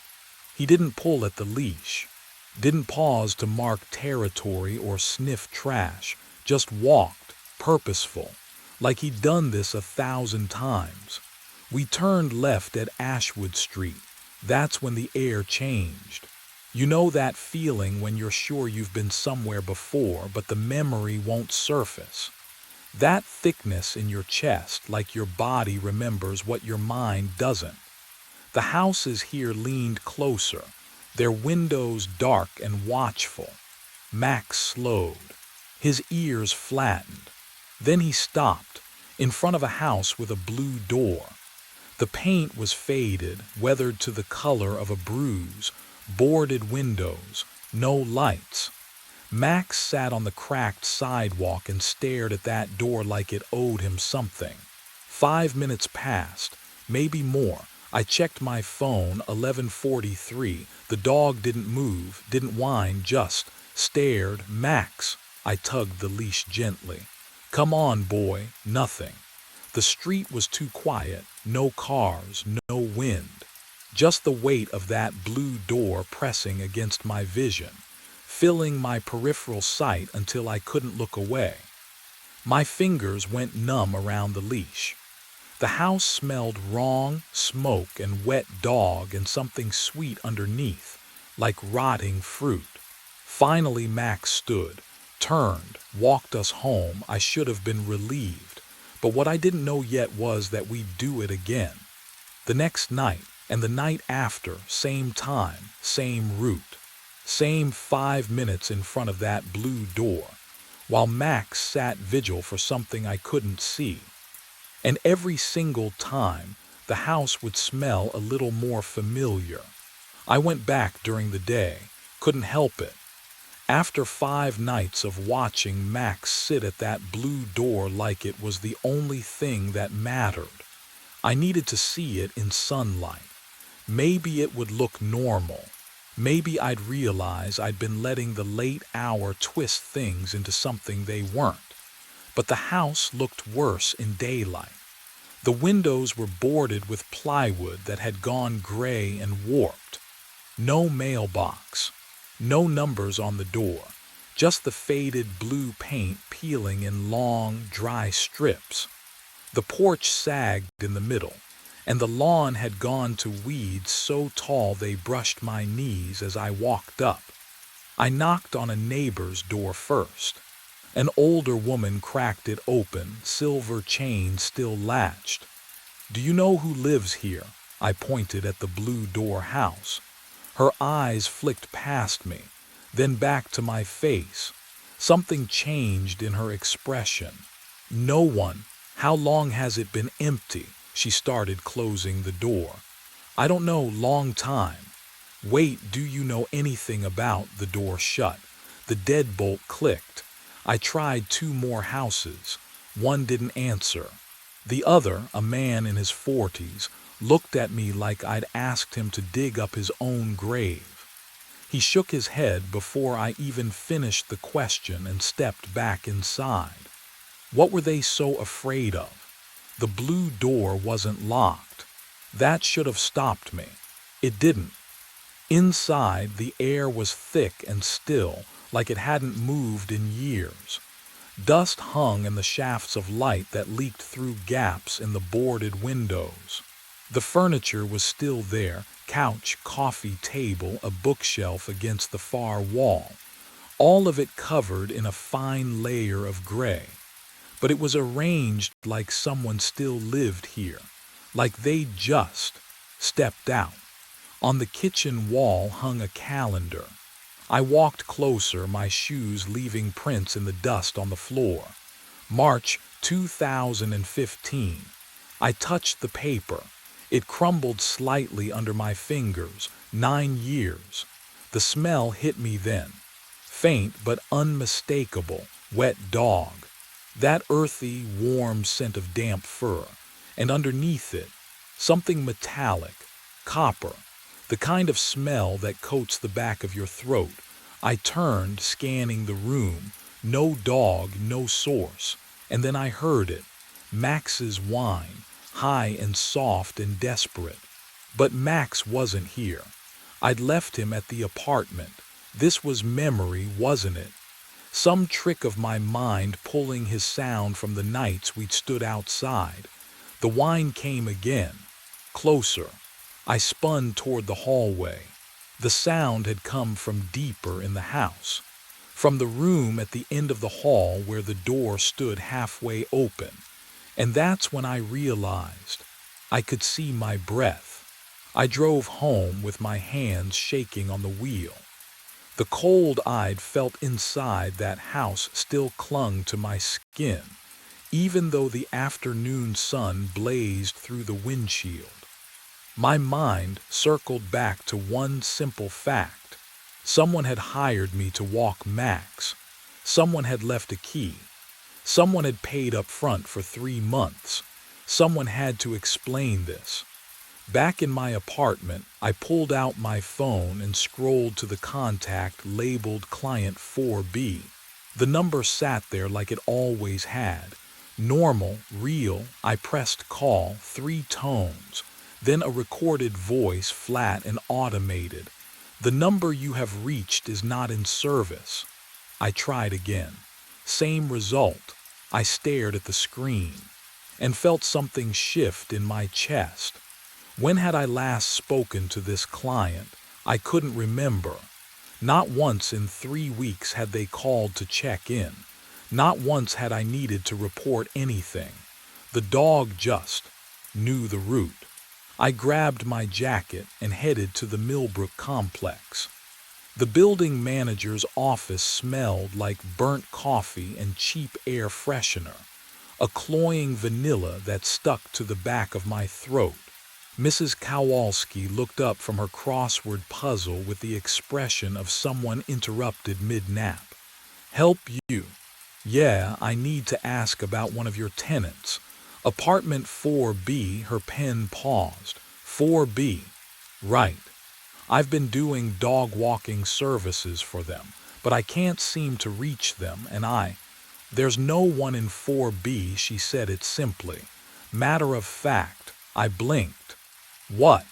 4B's been vacant since late 2014. We had a tenant skip out on rent, left it a mess, still looking for the right renter. She returned to her crossword. You sure you got the right unit? My pulse hammered in my ears. I have a key. She glanced up, frowning now. You have a key to 4B. I pulled it from my pocket. The metal was warm from my grip, solid and real. She stared at it, then at me, then reached for her desk drawer and pulled out a key ring. Flipped through labeled tags. Held one up. This is the master for 4B, only copy I got. Her eyes narrowed. Where'd you get that? Under the mat, I whispered. There was a note. It said Max knows the route. Mrs. Kowalski's face went carefully blank. She set down her pen. I think you should leave. But the real question hadn't been answered yet. I walked to the lobby. The lease board hung by the mailboxes, a cork board with unit numbers and tenant names written in faded marker. I scanned down. 1A Martinez, 2C Pham, 3B Johnston, 4B vacant since 2014. My throat tightened.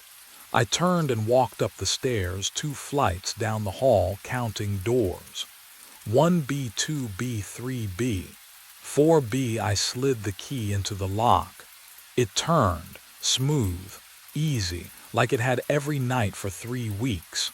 The door swung open. The apartment was empty, completely empty. No furniture, no curtains. Just scuffed hardwood floors and walls with darker squares where picture frames used to hang. Dust motes swirled in the late afternoon light.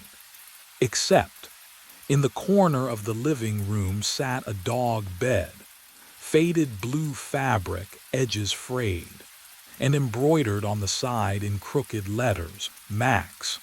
The air smelled faintly of wet fur, old, stale, like a ghost of a scent that shouldn't exist in an empty room. I stepped inside.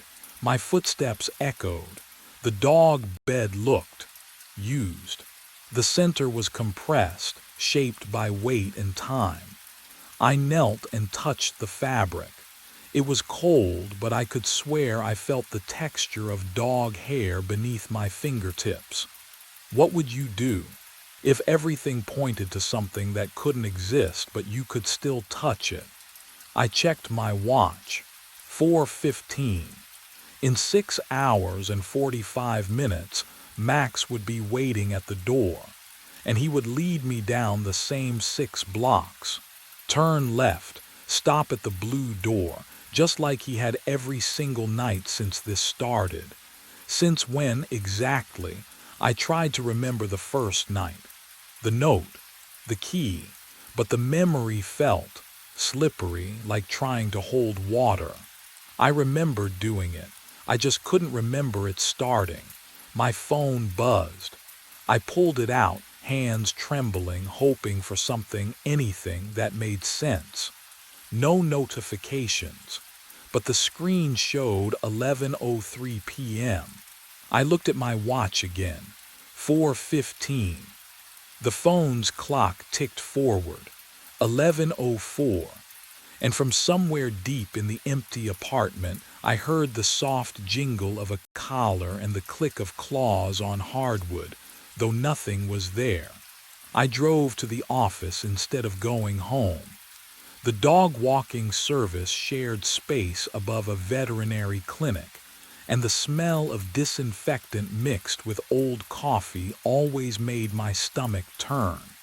Today it felt worse, sharper. I pushed through the door and found Casey at the desk, scrolling through her phone with the bored efficiency of someone who'd rather be anywhere else. "Hey." My voice came out rougher than I intended. "I need to ask you about an assignment." She didn't look up. "Ma'am, apartment 4 billion, Millbrook Complex, German Shepherd named Max." Her thumb kept moving, scrolling. "Don't know it." "Casey. I've been walking him for 3 weeks." That made her look up. Her eyes were flat, empty of recognition. "You sure? What would you do when someone stares at you like you've just spoken a language they've never heard? Like you're the one who's wrong?" "Check the system," I said. She sighed, but she turned to the computer. The keyboard clicks sounded too loud in the small room, each tap echoing off the cheap paneling. I watched her face, watched for the moment she'd find it and apologize for forgetting. But that moment never came. "Nothing," she said. "No 4 billion assignment under your name. No client at Millbrook Complex at all." My hands went cold. "That's impossible." "Then maybe you're thinking of a different job." Her tone had shifted, careful now. The way people talk to someone who might be unstable. I pulled out my phone. My fingers felt numb against the screen, the glass slick with condensation from my palm. I opened my messages, scrolled to the client's number. The thread was gone. Every text, every confirmation, every instruction about Max and his route. Gone. But what I found instead made my mouth fill with the taste of copper. One photo, just one, me. Younger maybe, hair a bit longer. I'm holding Max, his coat glossier, his eyes brighter, and we're standing in front of a house with a blue door. My smile looks genuine, happy, like I belong there. The date stamp sat in the corner, white text burned into the digital image. March 7th, 2015. I stared at it until the numbers blurred. 9 years ago. I would have been. What, 19? I'd been living 2 states over then, hadn't I? Can you imagine forgetting a photo like that? Forgetting a dog you clearly loved. I couldn't remember taking it. Couldn't remember that version of myself standing on that porch holding that dog. The memory should have been there. Should have felt familiar. Instead, it felt like looking at a stranger wearing my face. "You okay?" Casey's voice sounded distant. I looked up. She was staring at me now, her expression caught between concern and something else. Fear, maybe. "Who assigned me Max?" I asked. "Jordan, there is no Max." "Then explain this." I turned the phone toward her. She leaned in, squinted at the screen. Her face went pale just for a second before she shook her head. That's you, but what? The date's wrong, has to be." She pushed back from the desk. "Photo metadata glitches all the time." But we both knew that wasn't true. And what I discovered when I checked the photo's properties would prove that everything I thought I knew about my life had been built on a foundation that was already crumbling. I sat in my car outside the office for 20 minutes, staring at the photo. My hands wouldn't stop shaking. The math kept circling through my head like a mantra I couldn't silence. March 2015. The collar engraved with that same date, 9 years ago, but the client, whoever they were, had written that Max was 3 years old, 3 or 12. I pressed my thumb against the screen until it went dark. The sudden absence of light made the parking lot feel enormous around me. Empty. When had everyone else left? I couldn't remember hearing car doors, engines starting. Just my own breathing, loud and uneven in the enclosed space. The phone's glow returned as I opened the browser. My fingers hovered over the keyboard. What do you even search for when your own memory has holes big enough to lose 9 years? I started with the address. 1847 Ashwood Street. The blue door house that Max stopped at every single night. 3 results loaded. The first was a real estate aggregate. No listing. Status: uninhabitable. The second was a cached forum post about urban exploration. Abandoned since that fire, one user had written. Shame, pretty neighborhood, that fire. The third result made my stomach drop. Millbrook Gazette, March 19, 2015. The headline was clinical, detached. Body recovered from residential fire. Victim unidentified. But what I found in that article would shatter everything I thought I knew about the past 3 weeks. I clicked it. The page loaded slowly, as if the connection itself was reluctant. The article was short, sparse. Authorities responded to a structure fire at 1847 Ashwood Street on the evening of March 17th. 1 fatality discovered in an upstairs bedroom. Severe burns prevented immediate identification. No next of kin located. Investigation ongoing. The address hit me like cold water. The same house. The one with Max's collar on the mantel, my childhood photos on the walls, that impossible calendar frozen in time. I scrolled down. There was a photo embedded in the article, low resolution, taken from the street. The house mid-blaze, orange light bleeding through boarded windows, smoke pouring into a dark sky.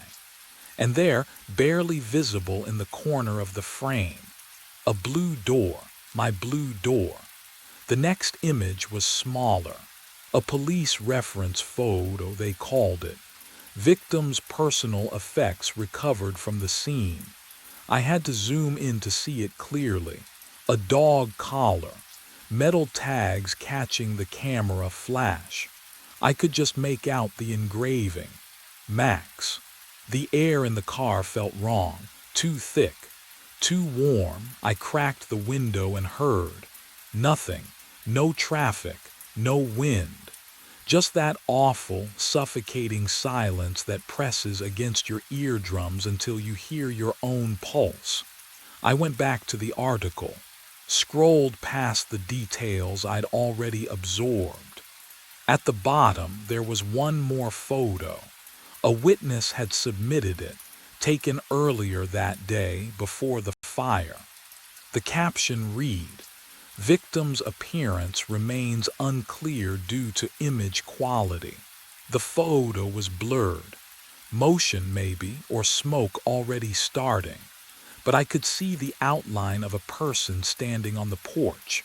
Dark hair, slender build, one hand raised, palm out like they were waving, or warning someone away. I enlarged it until the pixels fractured into meaningless shapes. Then I looked at my own reflection in the darkened phone screen. Back to the photo. Back to my reflection. Can you imagine that moment? When your face stares back at you from two places at once, one living, one dead. The figure in the photo had the same jawline, same height, same way of standing with weight shifted slightly to the left. I dropped the phone. It clattered against the passenger seat, screen still glowing, that blurred figure still waving from 9 years ago. My breath came in short, shallow gasps. The car felt smaller, tighter, like the walls were creeping inward. No, this wasn't possible. But the collar said 2015. The photo on my phone said March 7th, 2015. The article said March 17th. 10 days apart. 10 days. And then someone burned. I grabbed my phone again, hands slick with sweat. I needed to see the house. Now. Needed to prove this was a coincidence, a mistake. Someone who just looked like me. The screen flickered. Just for a second. When it stabilized, the article had changed. No, not changed. I was seeing something I'd missed before. At the very end, a single line in smaller text. Neighbors reported seeing a dog at the property for weeks after the incident. German Shepherd. No collar, attempts to capture unsuccessful. Max. Max had been there after the fire, after someone died, after What died? Disappeared. The temperature in the car dropped so suddenly I could see my breath. And underneath the scent of old coffee and pine air freshener, something else crept in. Faint but unmistakable. Copper. And wet dog. I looked up at the rear-view mirror. For just a moment, less than a heartbeat, I swore I saw someone sitting in the backseat. Same dark hair, same face, but burned. What I didn't know yet was that when I turned around to look, the truth waiting in that empty seat would follow me home. I didn't look at the rear-view mirror again. Not once. Not the entire drive home. The key to apartment 4 billion sat in my pocket like a cold stone. I'd carried it for weeks now. Following Max, returning it under the mat, pretending everything made sense. What would you do if every shred of evidence pointed to your own death? Would you keep pretending? Keep walking? I parked outside the Millbrook complex and sat there. Engine ticking, hands shaking. The building manager said 4 billion was vacant. No tenant since 2014, but the key worked. The dog bed was real. Max was real. I got out. The hallway on the 4th floor smelled wrong, not like rot or mildew, but like absence itself. Like air that hadn't moved in years. The brass key scraped against the lock, too loud in the silence. The door opened. Empty. Not just unfurnished. Empty in a way that felt deliberate. No dust patterns where furniture once stood. No marks on the walls.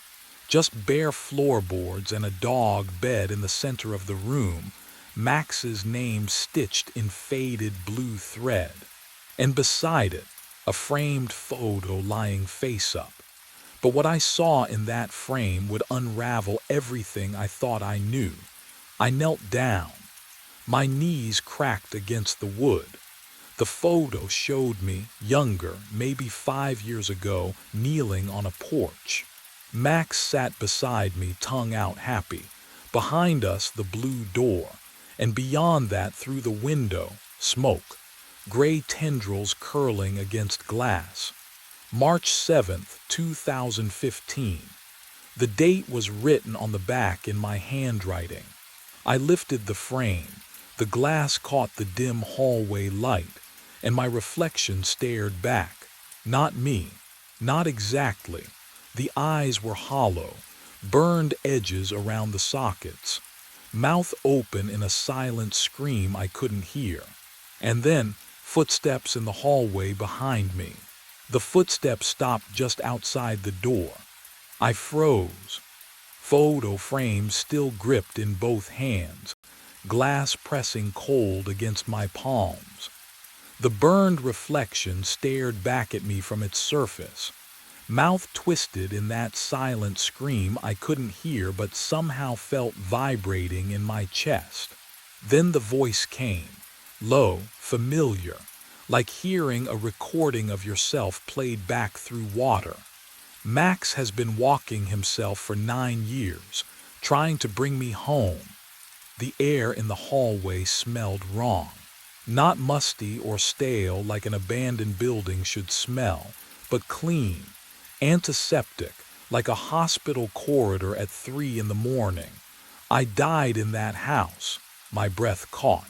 The frame slipped an inch in my sweating grip. You're me. You just don't remember yet. I spun toward the doorway, empty. The hallway stretched in both directions, fluorescent lights buzzing overhead, flickering in a rhythm that felt deliberate. Doors lined the walls, all closed, all silent. The building made no sound at all, no distant television, no running water, no footsteps retreating. What would you do? Would you run?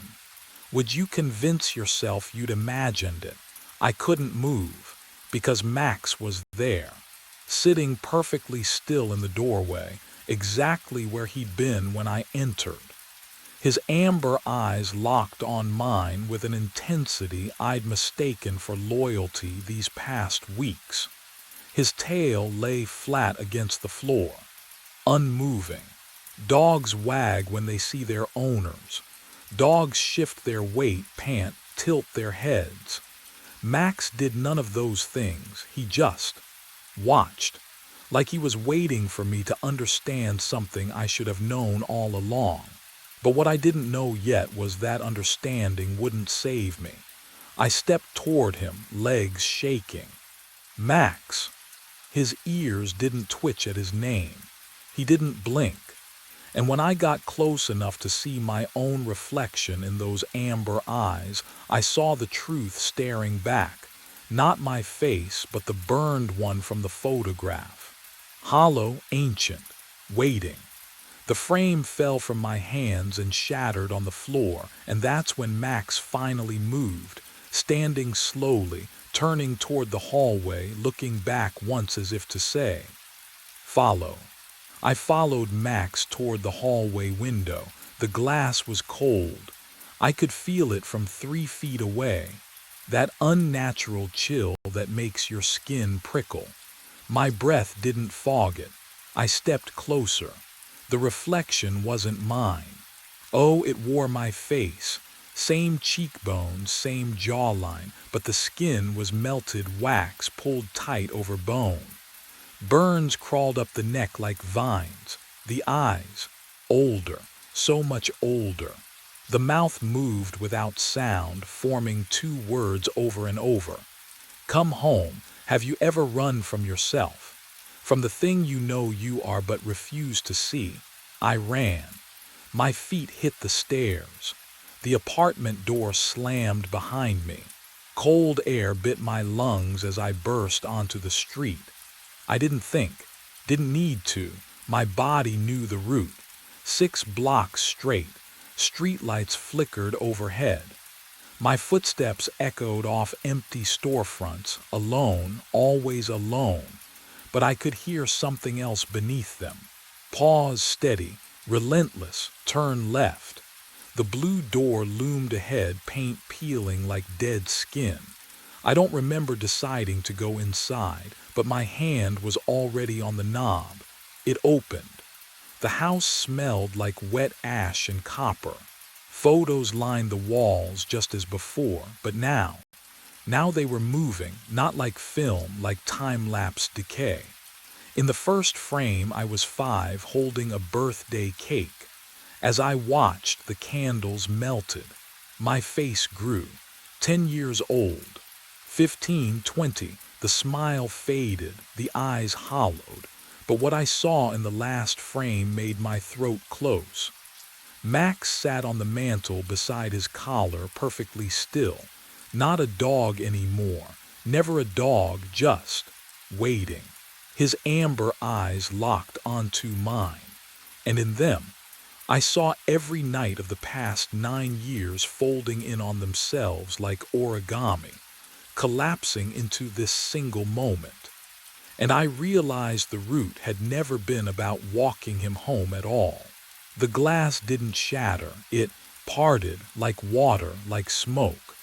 The reflection stepped through and the smell hit me first, ash and copper and something older. Charred meat left too long in summer heat. My stomach twisted, but I couldn't look away. Because it was me, my face, my height. My posture, the slight forward lean from years of walking dogs in the cold. But the skin, oh God, the skin was wrong, melted in places, stretched too tight over the left cheekbone. The eyes were mine, though, same green, same exhaustion. It raised one hand, palm up, offering. You don't have to be afraid, it said, and the voice was mine too, just deeper, smoke damaged. My legs wouldn't move. I wanted to run. I wanted to scream. But all I could do was stare at that outstretched hand, at the burned scars crawling up the wrist like roots. 9 years, it whispered. Max has been so patient. I turned. Max sat on the mantel, perfectly still, watching, waiting. What? What happens if I take your hand? The reflection smiled. It cracked the burned skin at the corners. You come home. That's when I understood what home meant. What Max had been walking toward every single night at 11. Not a place, an ending, but the thing I couldn't explain. The thing that terrified me more than the scars or the smell or the wrongness of it all was that part of me wanted to reach out. Part of me had been reaching for 9 years without knowing it. Max barked. Once. Sharp. Final. My hand moved before my mind could stop it. The reflection's fingers closed around mine and the cold was immediate, deeper than winter, deeper than bone. The house groaned. The photos on the walls stopped shifting, faces freezing mid-decay. The smell of smoke thickened. I tasted it, felt it coat my throat, and then I'm in the van, engine running. Dashboard clock reads 10:58. My hand rests on the steering wheel. Keys dangle from the ignition. In the passenger seat, my phone buzzes with a reminder. 4 billion pickup, 11 p.m. I know this moment. I've lived it before. But here's what changed. Here's what I know now that I didn't know then. I can feel the hand still gripping mine, even though I'm alone, even though the reflection is gone. The cold hasn't left. It lives under my skin now, threaded through every vein, wrapping around my ribs like wire. I put the van in drive. 6 blocks. Turn left. Blue door. Max will be waiting at apartment 4 billion. He always is. And tonight, like every night, I'll clip the leash to his collar and we'll walk the route together. He'll stop at the house. He'll whine. And I'll pretend I don't know why. Because that's the thing about coming home. Once you're there, you can't leave. I pull out of the parking space. The radio crackles to static, and beneath it I hear breathing that isn't mine. The rearview mirror shows my face, just my face. For now, but I know what's waiting in the glass. What's always been waiting. And I know that one night, maybe tonight, maybe in another 9 years, I'll look in that mirror and see the reflection staring back. And it will smile, because we're the same now. We always were. The van turns left. The blue door waits ahead. Max is already sitting on the porch. The coffee was always black, never cream. I balanced the porcelain cup on its saucer as I climbed the stairs to the second floor. 3 exactly. The Ashmont Hotel settled around me with its usual creaks. Old wood breathing, copper pipes ticking behind the walls. My footsteps on the threadbare carpet made no sound. They never did anymore, but I hadn't thought much about it. Room 12's door waited at the end of the hallway. Floral wallpaper peeled at the edges. The air smelled wrong up here. Not the usual bergamot and old carpet. Something colder, metallic. I knocked twice. "Come in," a voice said from inside, soft, familiar. The door wasn't locked. It never was. I pushed it open with my elbow, careful not to spill the coffee. The room was dark except for a sliver of light beneath the bathroom door. "Sir, your coffee." The bathroom door opened. But what I saw standing there would shatter everything I thought I knew about the last 6 days. The man stepped into the dim light. He wore a porter's uniform, navy blue with brass buttons, exactly like mine. The name tag pinned to his chest caught the glow from the hallway. Ian Holly's, my name. He held something in his palm, another name tag scratched. Old. He extended it toward me, and I saw my own name engraved there too. "You've been very reliable," he whispered. His voice scraped like rust. 6 nights in a row. I set the coffee down. My hand trembled. I don't understand." He reached into his pocket, pulled out a brass room key, held it up so I could see the engraving. "Ian Holly's, room 12. Your shift ended 6 days ago." His tired eyes met mine. "You died in the stairwell. The air left my lungs. You've been delivering coffee to yourself." And that's when I remembered the taste of blood in my mouth, and the sound of my skull cracking against the railing. My mind raced back. 6 nights earlier, before I understood what I'd become. The shift started like all the others. I clocked in at 11 p.m., the brass time card slot cold against my knuckles. The Ashmont Hotel lobby stretched empty before me, marble counter gleaming under dim Art Deco fixtures, the smell of old carpet and bergamot hanging thick in the air. Providence slept outside those tall windows. Inside I was alone.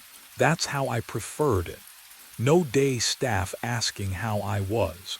No concerned managers like Claire leaving voicemails I wouldn't return. Just me and the routine. Reliable Ian Holly's. Never took a sick day. Never complained about the exhaustion that had settled into my bones like frost.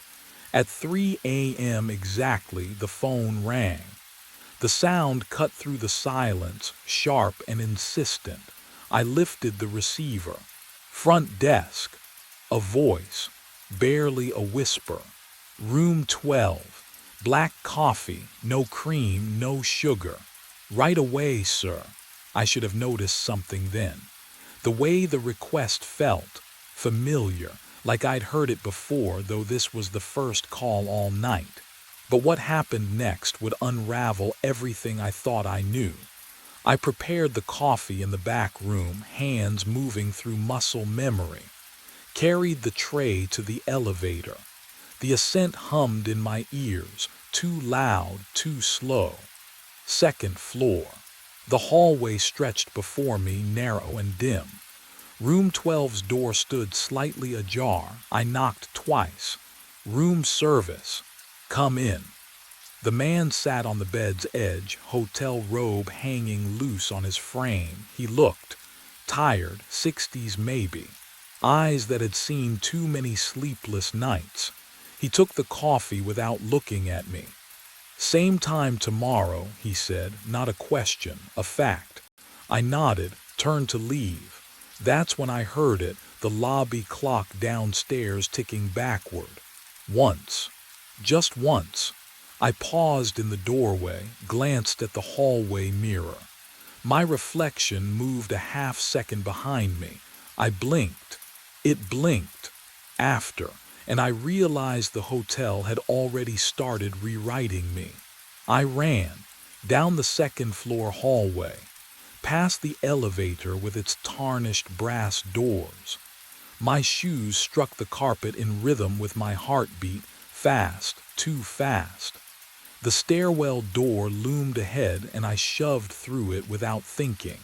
Cold air hit my face. The smell of mildew and something metallic filled my lungs. The service stairs spiraled upward and down. Dim yellow bulb overhead. I gripped the railing and looked up toward the third-floor landing. That's when I saw it.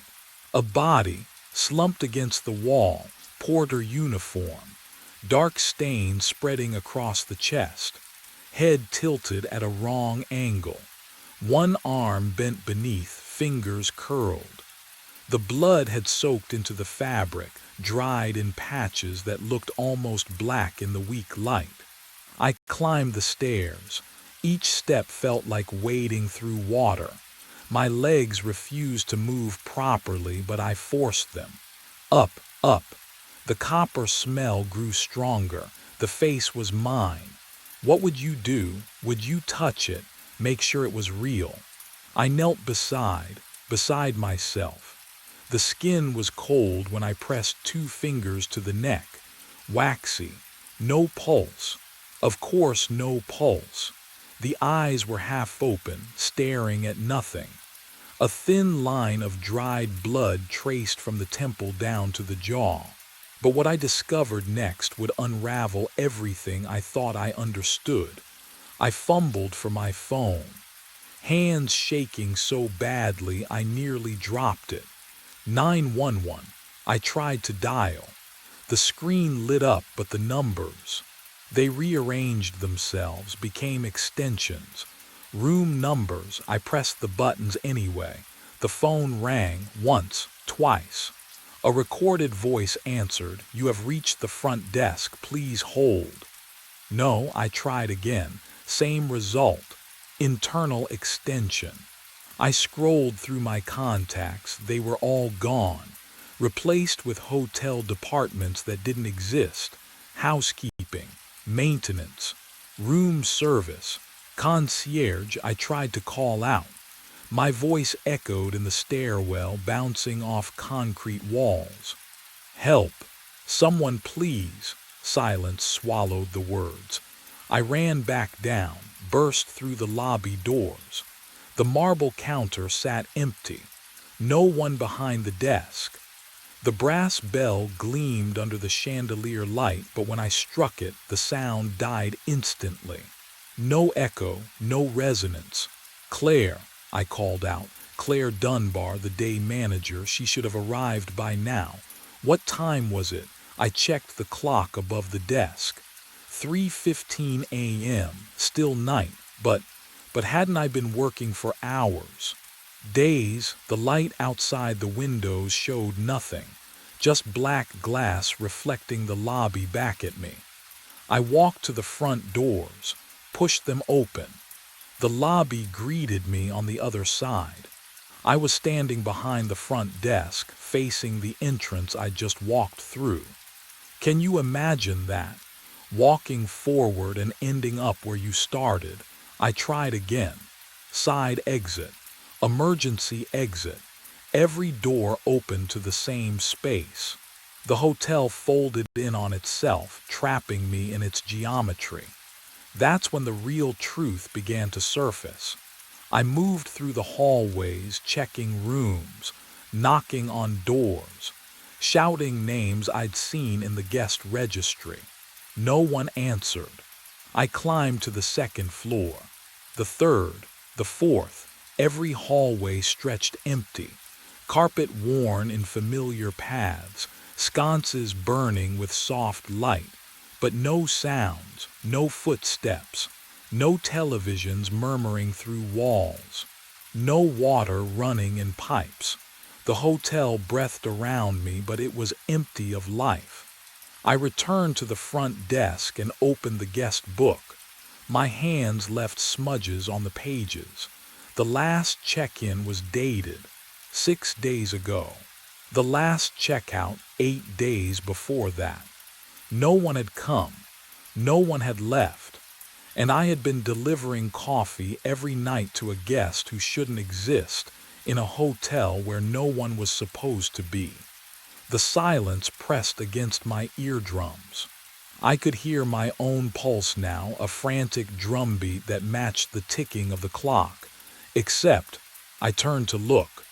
The clock was ticking backward again. 3:14, 3:13, 3:12. I stood there, alone in the Ashmont Hotel, staring at my own body in the stairwell 3 floors above, and realized with growing horror that I had been alone for days. But if I'd been alone, who had I been serving all this time? I wasn't alone anymore. The footsteps came first, soft, deliberate, echoing from the second-floor corridor where no guest should have been. I froze at the front desk, listening to the rhythm, a slow shuffle followed by something that sounded like water dripping on carpet. Each step left a wet sound behind it. The woman appeared at the top of the staircase. Her nightgown hung loose and stained, fabric clinging to her frame like it had never dried. The pattern was floral, faded pastels from decades ago, the kind my mother wore in old photographs. Her feet were bare. They left dark prints on the burgundy runner. She looked at me and smiled. "We've been watching you," she said. Her voice was soft, familiar, like a neighbor you'd known for years. Every night with your little coffee tray. My throat closed. I tried to step back, but the marble counter pressed cold against my spine. 6 trips to room 12, she continued, descending 1 step at a time. "Same order, same time, you never looked at us once." Another figure emerged from the hallway behind her. A man. His skin had the gray-green pallor of something pulled from deep water, clothes hanging heavy and soaked. He nodded at me like we'd just been introduced at a cocktail party. "Welcome to the Ashmont," he said. The smell hit me then, mildew and old perfume mixed with the bergamot that always clung to the lobby air. But underneath, something else, something wrong. They moved closer, not threatening, just present. "You're the newest one," the woman said gently. And that's when I understood what they truly meant by welcome. I ran, my footsteps echoed down the corridor, multiplied, became a dozen sets of boots pounding carpet. I didn't look back, couldn't. The front doors glowed ahead, brass handles, frosted glass, escape. I hit the doors hard. Cold metal burned my palms. They swung open to bergamot air and marble tile. The lobby, the same lobby, behind me now, ahead of me simultaneously. No, I'd run straight. I tried again. Pushed through the doors, felt autumn wind on my face for half a breath. Then bergamot. Then marble under my boots. The brass bell sat on the counter, gleaming, mocking. 3rd time.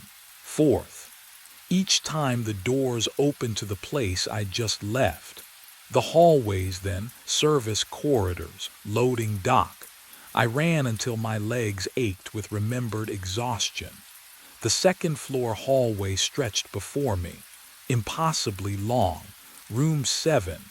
Room 9, room 7 again. The numbers repeated like a stutter. Room 12 appeared on both sides of the hall simultaneously. What would you do when every door leads back to the cage? But the real horror was waiting at the front desk.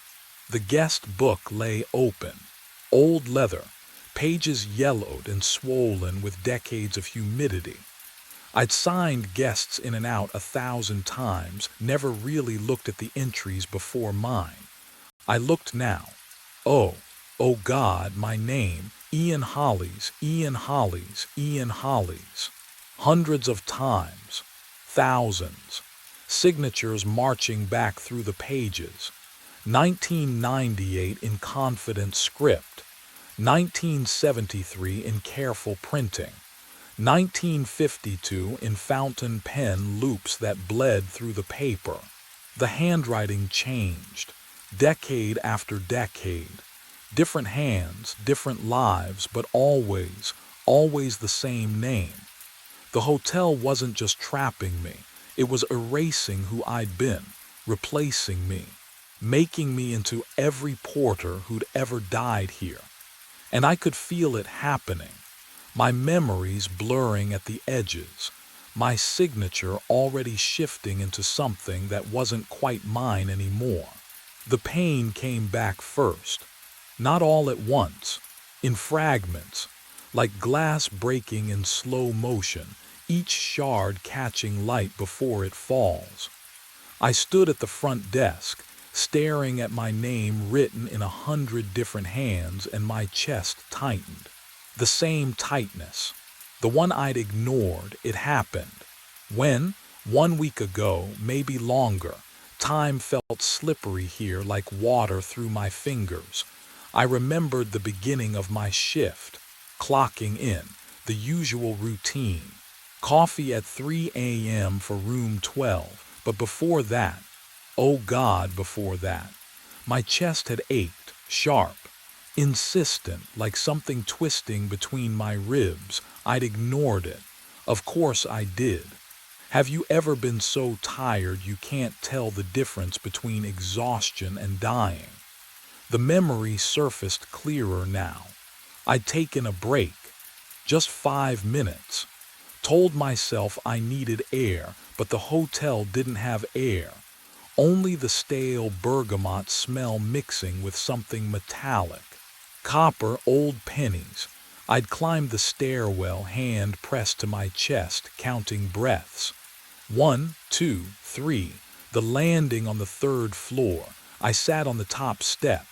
Cold concrete through my uniform. My heartbeat thundered in my ears. Too fast, too loud, like fists pounding a locked door from the inside. But what I remembered next, that's when the truth began to surface. The dizziness hit without warning. The walls tilted. I tried to stand, but my legs weren't mine anymore. They buckled. I reached for the railing. Missed. My body lurched forward. Time stretched. I watched my hand grasp at empty air. Then the impact. My head struck the railing. A sound like wood splitting. Pain bloomed across my skull, white-hot and absolute. I tasted metal, blood flooding my mouth, coating my teeth, sliding down my throat. The world flipped. Ceiling became floor. Floor became darkness. And I fell through the nothing, fell through time itself, until I woke up at the front desk, clipboard in hand, ready to start my shift. Except, did I wake up, or did the hotel wake me? Did it breathe life back into my lungs just to trap me in its walls? I touched my head now. No wound, no blood, but I remembered the wetness, the warmth spreading beneath my skull. The way my vision narrowed to a pinpoint, then vanished completely. I died on those stairs. I died. And then I worked my shift. The guest book lay open before me. My signatures stared back. Different hands, different years.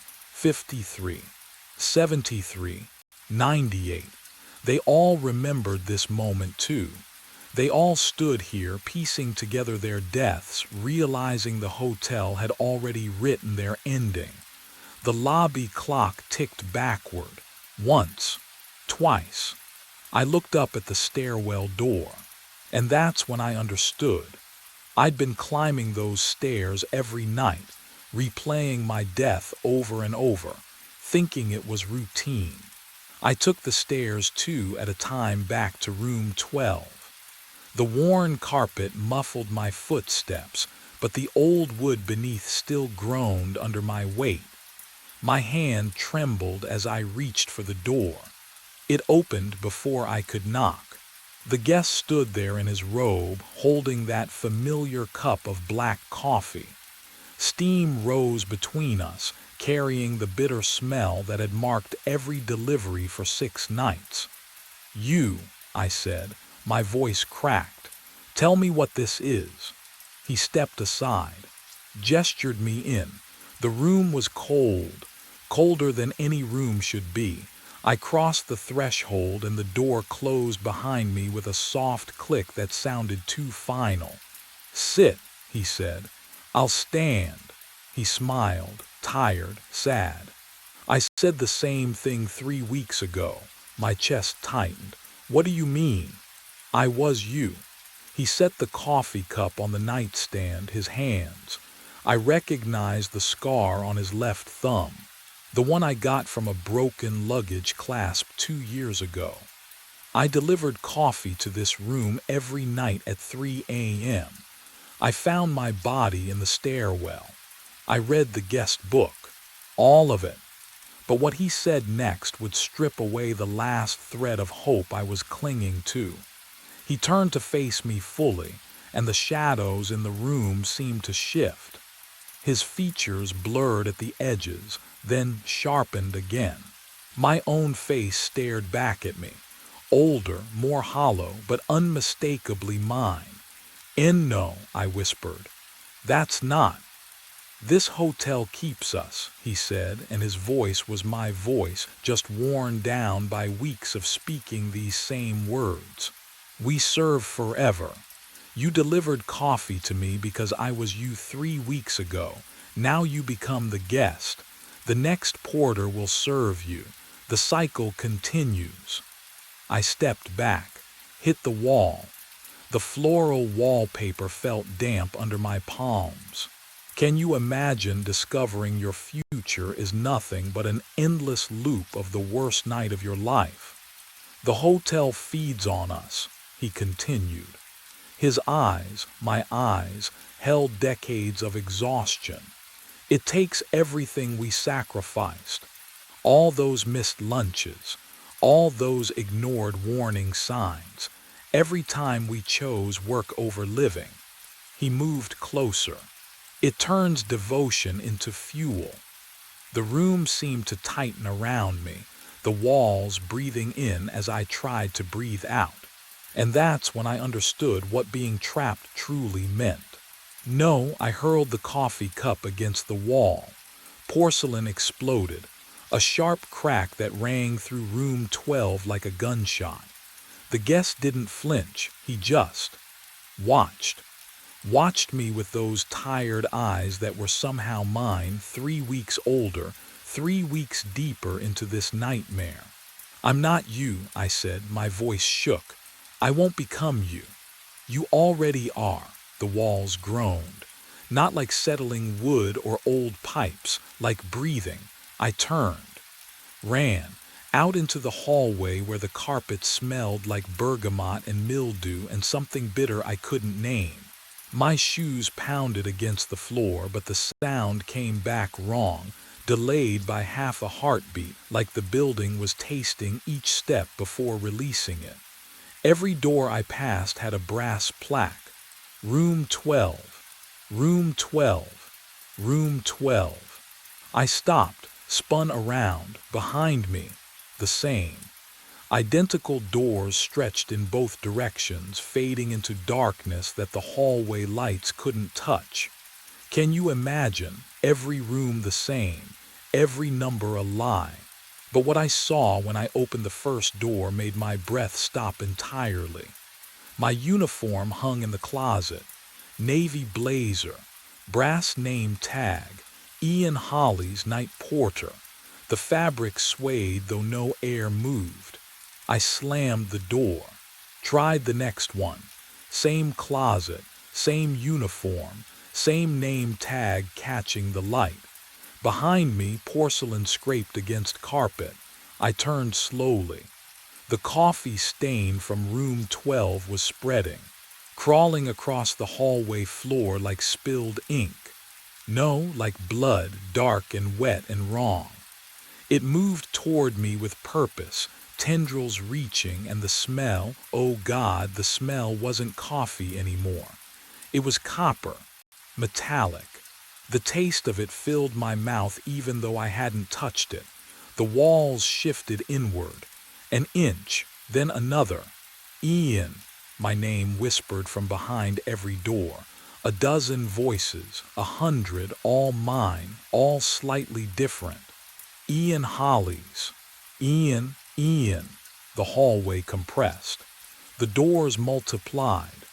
My reflection appeared in brass plaques that hadn't been polished in decades, fractured into countless versions of the same exhausted face. I pressed my hands against the walls to push back, but the wallpaper felt warm, pulse-like. The floral pattern seemed to writhe under my palms, and I realized with creeping horror that I could feel the building around me. Or was it inside me? My name tag, the one still pinned to my chest, grew hot against my skin. The stain reached my shoes, soaked through the leather. Cold seeped into my bones, but the name tag burned hotter, branding me, claiming me. The whispers grew louder, layering over each other until they weren't words anymore, just a single sustained note that vibrated through my skull. I wasn't wearing the uniform anymore. I was the uniform. I was the carpet and the doors and the brass fixtures and the coffee stain spreading through the veins of the hotel like poison. My thoughts scattered across 24 rooms. I could feel guests sleeping in beds I'd never seen, feel the weight of their dreams pressing down through floorboards that were somehow my ribs, my spine, my no. No, I bit down on my tongue, tasted blood, real blood, my blood. The pain anchored me for one desperate moment, but the hotel was patient, and it had been hungry for so very long. I became the basement, not walked down, not discovered. The memory flooded through me like water through pipes, because I was the pipes now, the walls, the foundation. The hotel's history poured into my fractured consciousness, and I couldn't close my eyes against it. Mildew, sharp and wet in my throat. Or did I still have a throat? The records room materialized around me. Concrete floor. Metal shelving units lined with ledgers, their spines cracked and faded. A single bulb swung overhead, though no breeze stirred the air. The cold pressed against me, into me, through me. My hands, translucent, barely there, reached for the nearest ledger. The leather binding felt distant, like touching something through plastic wrap. I pulled it open. Dust rose, smelling of old paper and ink that had turned brown decades ago. Employee records. Night shift. The dates made my stomach drop, or the memory of having a stomach. 1952, Edward Holly's night porter, last seen March 14th, vanished during shift, body never recovered. I turned the page. 1973, Daniel Holly's night porter disappeared April 9th. Stairwell, 3rd floor, heart failure suspected. My fingers trembled. The pages felt like skin. 1998, Michael Holly's night porter, found deceased, can you imagine? Seeing your name over and over, different first names, but always Holly's, always night porter, always the stairwell. The pattern screamed at me. Every 15 to 25 years. Same shift, same death. All of them overworked, exhausted. The hotel notes were clinical. Excessive overtime, refused vacation, ignored health warnings. The hotel hunted us. It found men who sacrificed everything for work, who replaced human connection with routine, who poured themselves into service until there was nothing left. But what I found on the final page shattered everything I thought I understood about time. The ledger from 1952 lay open before me. At the bottom, beneath Edward Holly's termination record, a signature line for personnel acknowledgement. The handwriting was mine, not similar, not close. Mine. The same loop on the capital, the same compressed age. The signature I'd written on time cards for 3 years. Ian Holly's. March 15th, 1952. I staggered back. The ledger slipped from my hands, but it didn't fall. It hovered, pages fluttering in that impossible breeze. I hadn't died 6 days ago. I had been here for 73 years. 73 years, I stopped fighting. What would you do? I'd been dead longer than I'd been alive. The Ashmont didn't trap me. It became me. I became it. At 3 in the morning, I prepared the coffee. My hands moved through the ritual without thought. Black, no sugar. The bitter smell of burnt grounds filled the break room like incense at a funeral. Steam curled upward in the cold air. The cup warmed my palms, the first real heat I'd felt in days. Or decades. I carried it through the hallways. Each step echoed. The carpet runner muffled nothing. My shoes struck hardwood like nails in a coffin. Room numbers blurred past. 4, 7, 9, I didn't need to count. My body knew the path. Room 12 waited at the end. The door stood open, just a crack. Yellow light spilled into the hallway like something alive. I paused at the threshold. Inside, I couldn't see walls. Couldn't see floor, just that light. Infinite and empty and patient. But what I understood then changed everything. The hotel didn't want to destroy me. It wanted me to serve. Forever. This was my purpose. The only thing I'd ever been good at. Reliability, sacrifice, showing up when no one else would. I stepped inside. The light swallowed me whole, warm, suffocating. The door clicked shut behind me with the soft finality of a held breath released. Downstairs, a young man clocked in for his first shift. Night porter, Ashmont Hotel. He smoothed his uniform, checked his name tag twice. Wanted to make a good impression. Needed this job, would prove himself. Wouldn't complain. Wouldn't call in sick. The phone rang. He answered, professional, eager, room 12, black coffee, 3 a.m. exactly. He smiled, easy enough. He could do that. Someone slid into the booth across from me. I didn't look up, not right away. I was staring at the clock above the counter, 4:42 a.m., watching the second hand drag through mud. 5 minutes left. 5 minutes until 4:47 when the article said I would die. The article that appeared on my laptop 3 nights ago. The one with metadata showing it was created 3 weeks in the future. I heard him breathing first. Slow.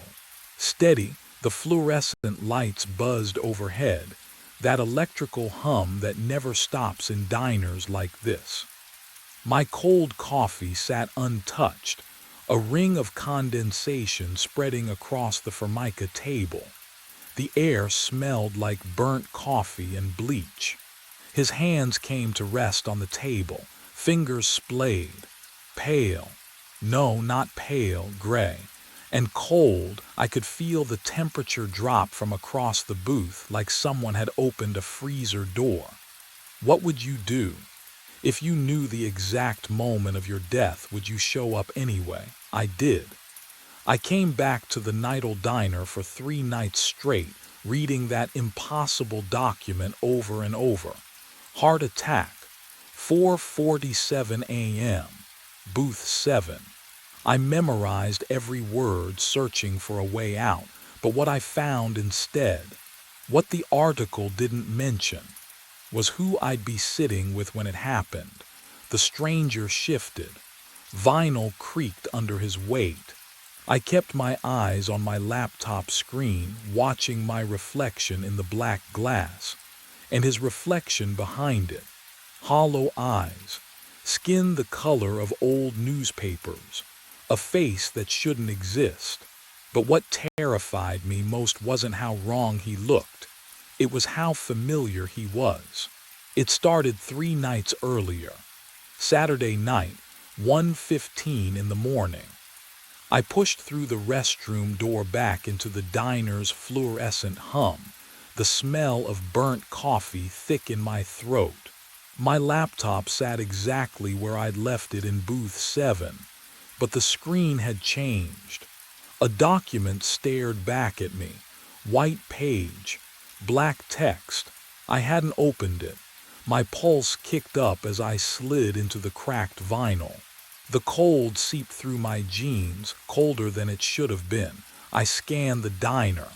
Empty booth stretched toward the counter. No one. Just Laura wiping down tables near the kitchen, her back to me. I looked down at the screen. The headline made my stomach drop. Local man dies of heart attack at Nidal Diner. I blinked. Read it again. The article continued in clinical detail. Tuesday morning, 4:47 a.m., booth 7.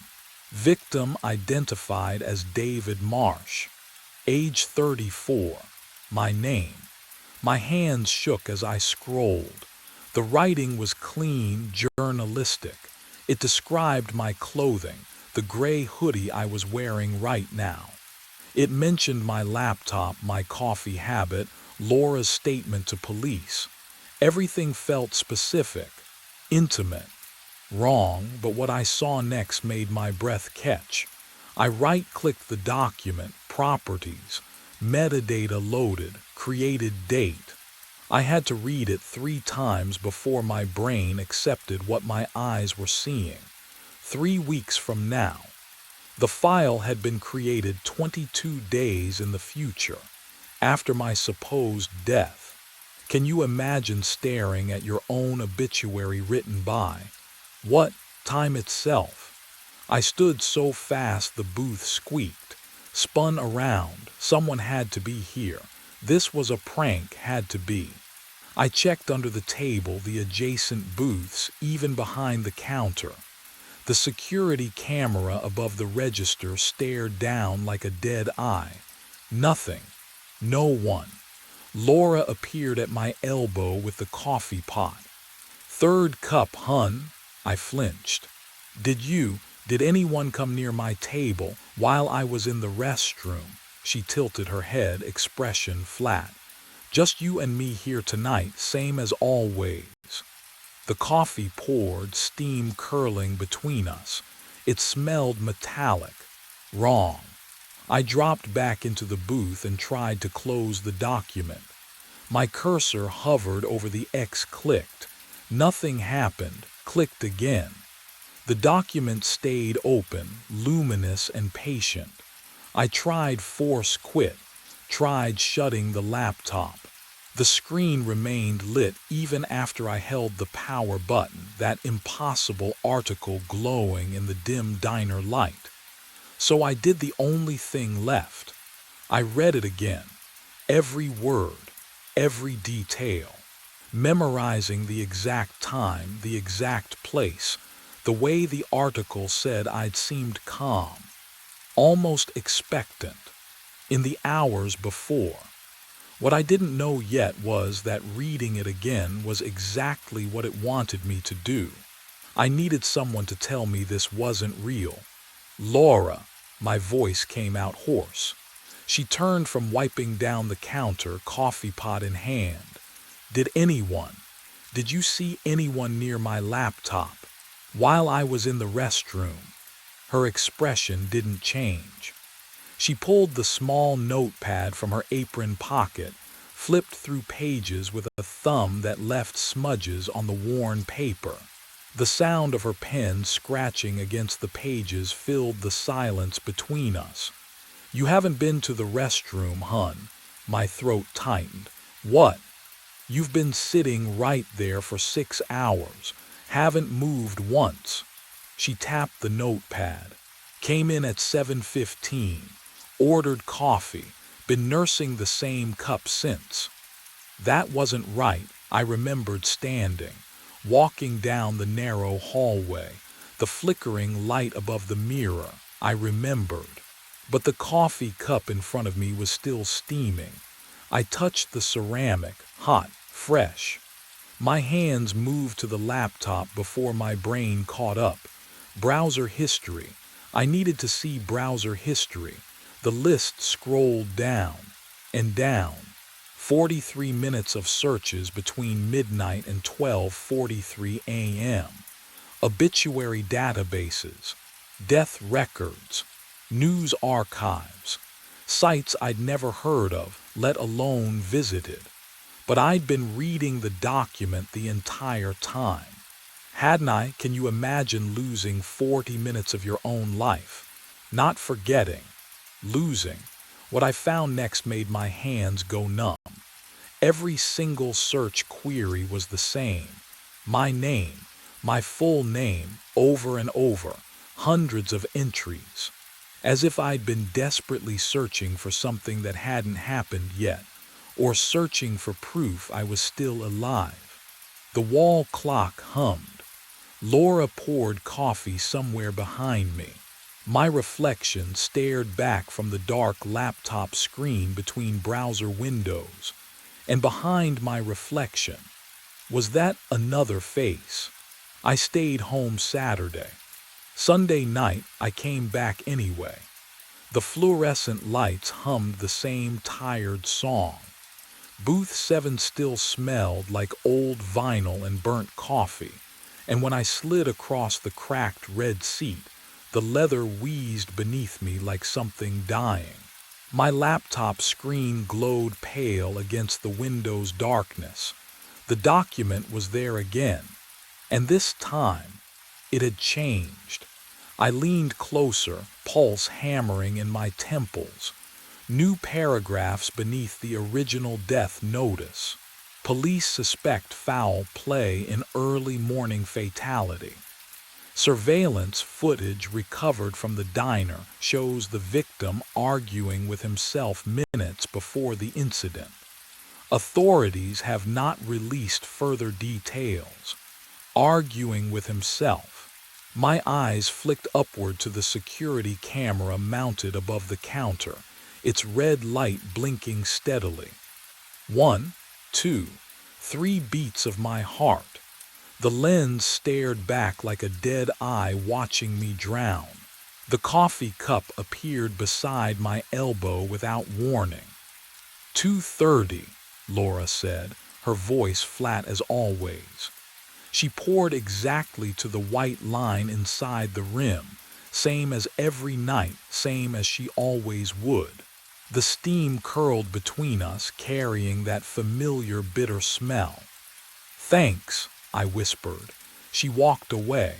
I was alone again. But what I was about to search for would make me wish I'd stayed that way. I opened a new browser tab, my fingers cold against the keys. The cursor blinked, waiting. Can you imagine that moment? When you're about to type your own name into a search engine, knowing something impossible is hunting you through time itself. I typed it anyway, David Marsh. Enter. The results loaded, and the first link. Oh God. The first link was my obituary, posted 3 hours ago. Written in the past tense, but I was still breathing. The fluorescent lights hummed above me, a high-pitched whine that burrowed into my skull. I closed the obituary tab, but the nausea stayed. My hand trembled against the trackpad. The diner smelled wrong tonight, burnt coffee and something metallic, like copper pennies pressed against my tongue. Movement flickered in my peripheral vision. The television mounted behind the counter. I'd never paid attention to it before, but now the blue-gray glow caught my eye. Laura stood beneath it, wiping down the coffee station with mechanical precision, oblivious. The screen showed security footage. Black and white, grainy. Booth 7. I could see myself clearly, hunched over my laptop, fingers frozen above the keyboard, and across from me, oh God, across from me sat someone else. A figure, leaning forward, talking. My blood went cold. I spun around in my seat, vinyl squeaking beneath me. The booth across from me was empty, just cracked red leather and shadows. Nothing. No one. I turned back to the screen, pulse hammering in my ears like fists against a door. On the feed, my lips were moving, answering, having a conversation with. The figure's posture was familiar in a way that made my stomach drop. The tilt of the head, the set of the shoulders. But what I saw next would crack my understanding of reality wide open. The figure shifted, leaning back slightly, and for just a moment, one terrible, crystalline moment, it turned its face toward the camera. My face. Hollow eyes. Skin like ash, but unmistakably me. Can you imagine seeing yourself from the outside, talking to someone who isn't there? Watching your own mouth form words you can't hear. I couldn't breathe. Couldn't move. On screen, the other me smiled. Not at the me on the television, but directly at the camera, directly at me. And that's when I realized he'd been waiting for me to notice. My breath came in shallow gasps. The TV screen glowed behind the counter, but I couldn't tear my eyes away from the booth beside me. Empty. The vinyl across from me cracked and worn. No one there. Then I heard it, my own voice. Behind my left ear, close enough to feel breath that never came. Stop coming here. Ice crawled down my neck. The fluorescent lights hummed their eternal drone, but underneath, that whisper, my whisper. I'm trying to warn you. I spun around. The diner stretched empty. Laura wiped down the far counter, her back to me, cloth moving in slow circles. She hadn't heard a thing, hadn't looked up. The smell of burnt coffee hung thick and stale. Tuesday at 4:47 a.m. You meet yourself. The voice threaded through my skull, intimate and wrong. One of you doesn't leave. Where are you? I rasped into the empty air. Silence. Just the hum. Just Laura's cloth on laminate. I turned back to my laptop and froze. A new document. Center screen. White text on black. You can't change it. You can only understand it. My fingers hovered above the keyboard. They trembled. The laptop's heat radiated against my palms, too warm, feverish. I hadn't opened that file, hadn't typed those words, but what I found in the next 3 hours would crack open everything I thought I knew. I started searching. Temporal loops, causality paradox, bootstrap theory. The articles blurred together, but one phrase kept surfacing. Closed time-like curves, events that loop back, feeding into themselves. The document updated again. You're not the first David to sit here. My heart hammered against my ribs. I scrolled down. And you won't be the last, unless you understand what happened to me. Monday night, 3:02 a.m. I stared at the clock above the counter, watching the second hand tick forward with mechanical precision. My laptop sat closed in front of me. I couldn't look at it. Not yet. The weight of what I'd learned pressed against my chest. I wasn't the first David trapped in this loop. The fluorescent lights hummed their constant drone. Laura wiped down the counter in slow, circular motions. Everything felt normal, routine. And that's exactly what terrified me. I glanced at the clock again. 3:47 a.m. My stomach lurched. No, that wasn't. I'd only looked away for a second, maybe two. The bile rose in my throat as I gripped the edge of the table, the cracked vinyl cold and slick beneath my palms. Laura! My voice came out hoarse. She turned, coffee pot already in hand, that same detached smile on her face. Refill, hun. I looked down at my cup, full, steam rising in lazy spirals. The ceramic was hot against my fingertips, fresh poured, but I'd already finished it. I remembered draining the last bitter mouthful, remembered the empty weight of the cup. When did you? Just now. She tilted her head. You feeling all right? The air in the diner felt thick, like breathing through wet cotton. Can you imagine what it's like when time itself stops making sense? When your own memory becomes unreliable? I turned toward the window, needing to ground myself in something real, something solid. The parking lot stretched out in the darkness, empty except for my car. And there in the glass, my reflection stared back. I watched it lift the coffee cup to its lips. I hadn't moved yet. My hands were still flat on the table. Then my body caught up, jerking into motion, mirroring what I'd already seen myself do. The coffee scalded my tongue. I slammed the cup down, liquid sloshing over the rim. Easy there, Laura said, somewhere behind me. But what I discovered in the next moment would prove how far gone I really was. My laptop screen glowed to life on its own. The document, that cursed article, it had updated again. New text scrolled across the screen. Witnesses report the victim seemed to expect his death. Security footage shows Marsh returning to the diner every night for 5 days straight. When questioned, waitress Laura Quinn stated he appeared, resigned, calm, almost eager. My vision tunneled. The words blurred and refocused. Why did he keep returning? The article asked.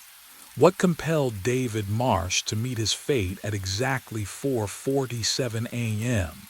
The clock on the wall ticked forward. 4:03 a.m.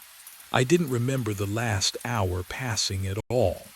And tomorrow night, less than 24 hours from now, I would walk through that door one final time. I stayed home.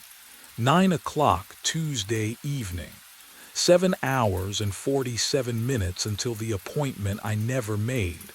I locked the door, the deadbolt, the chain. I turned off my phone, closed the blinds, sat on the couch in the dark apartment that didn't quite smell like mine anymore. Too sterile, like no one lived here. What would you do if you knew the exact moment, the exact place? I told myself I wouldn't go, not this time. The loop needed me to return, so I wouldn't. Simple. I'd break it by staying away. My laptop sat on the coffee table, closed, silent. I didn't reach for it. My hands did. I watched my fingers, My own fingers lift the lid, press the power button. They moved smoothly, precisely, like they knew a choreography I'd never learned. The screen glowed blue in the darkness. My hands navigated to documents without hesitation. There it was, unchanged. Local man found dead at Route 9 diner. Tuesday, 4:47 a.m.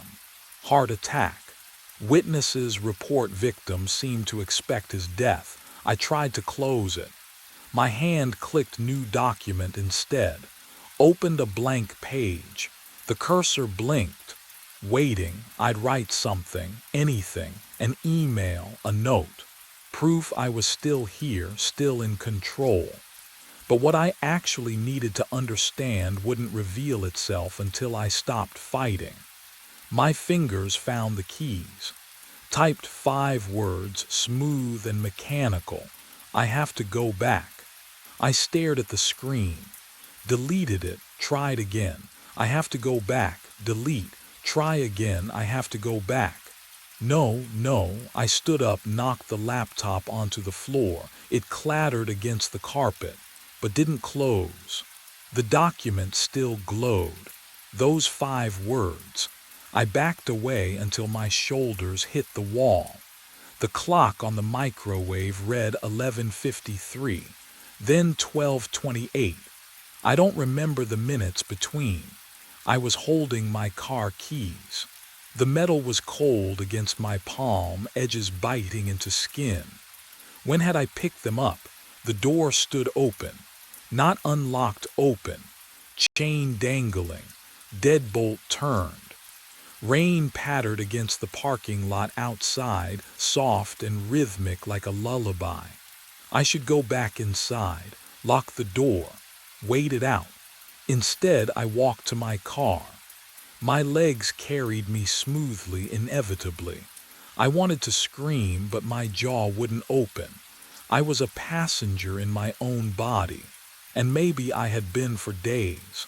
The engine started, my hands on the wheel. 10 and 2 exactly right. Windshield wipers swept rain away in steady intervals. The road was empty. Route 9 stretched ahead, slick and black. 12:41 a.m. I tried to turn the wheel, go anywhere else. The mountains, the coast, Canada. The car stayed on Route 9. At 12:59 I saw the lights, fluorescent, familiar. The Nidal Diner parking lot held only 2 vehicles, Laura's sedan and the space that was always empty, waiting for me. I pulled in at 1 o'clock exactly. The rain had stopped. When had that happened? I crossed the parking lot, pushed open the glass door. The bell chimed, a sound I'd heard 100 times, but tonight it rang hollow, final. Booth 7, empty, waiting. I slid onto the cracked red vinyl. My laptop was already open in front of me. I didn't remember bringing it from the car. The document glowed on the screen. 3 hours and 47 minutes. Footsteps approached. I smelled coffee before I saw her, dark roast, bitter and burnt from sitting too long on the burner. Laura placed the cup in front of me, didn't ask, didn't speak. Her eyes were distant, mechanical. She'd done this before, many times. I wrapped my hands around the mug. The heat should have burned, but I barely felt it. Outside the window, my reflection stared back. Its mouth moved first. Then mine followed a half-second later. The diner was empty except for us. The clock above the counter ticked forward, but something felt different tonight. The air was thicker, heavier, every breath took effort. At 4 a.m., the real nightmare would finally begin. 4 o'clock came without sound. The wall clock behind the counter hung frozen at 3:58 a.m. No second-hand movement. No electrical hum from the fluorescent lights overhead. Even the rain outside had stopped mid-streak against the window, suspended droplets catching the sickly yellow glow like insects trapped in amber. My heart slammed against my ribs, each beat too loud, too fast. The only sound in the entire diner was my own pulse thundering in my ears and the shallow rasp of my breathing. Can you imagine that kind of silence? The kind that presses against your eardrums until they ache. Laura stood motionless behind the counter, coffee pot in hand, eyes focused on nothing, not blinking. I watched her for 30 seconds, counted each one, and she didn't breathe. The steam from the pot had stopped rising. Time hadn't stopped. It was waiting. The coffee in my cup had gone cold, not lukewarm, ice cold. I touched the ceramic with trembling fingers and felt the chill seep into my bones. When I pulled my hand back, condensation beaded on the outside of the mug like it had been sitting in a freezer. The smell hit me then. Burnt coffee and something underneath it. Something metallic and wrong, like copper pennies left in the rain. I checked my laptop. The document was still there. Heart attack. 4:47 a.m., 7 minutes away. No, 47 minutes. I glanced at my watch, 4 a.m. exactly. But when I looked up at the wall clock again, it read 4 a.m., not 3:58 anymore. The silence stretched and stretched. My breathing echoed too loud in the frozen space, and I realized with creeping horror that I was utterly alone, even with Laura standing 10 feet away, even with my own reflection staring back from the window. But what happened at 4:23 a.m. would prove I'd never been alone at all. The minutes crawled. I tried to move from the booth, tested my legs, my arms. Everything worked. I could stand, walk to the door, but I didn't. Some part of me understood that leaving wasn't an option anymore. The loop had me. At 4:15 a.m., according to my watch, the temperature dropped again. My breath misted in front of my face. Frost began creeping across the window beside me, delicate patterns spreading like veins. At 4:23 a.m., Laura blinked. Just once. Then she turned her head toward me with mechanical precision and smiled. Her lips didn't move right, like she'd forgotten how the expression worked. She set down the coffee pot and walked into the kitchen. The door swung shut behind her with a soft squeak that sounded deafening in the silence. I was alone now, truly alone. The clock ticked forward, 4:24 a.m. The second hand moved, once, twice, then stopped again. My laptop screen flickered. New text appeared beneath the article, typing itself one letter at a time. He's coming. I didn't ask who, I already knew. At 4:42 a.m. exactly, I heard footsteps, not from the entrance, from the hallway leading to the restroom. Slow, deliberate, the sound of dress shoes on linoleum, the same shoes I was wearing. They stopped just behind me. The vinyl booth across from me creaked as weight settled into it. I couldn't look up. My eyes stayed locked on the coffee mug, on my own white-knuckled hands gripping the table edge.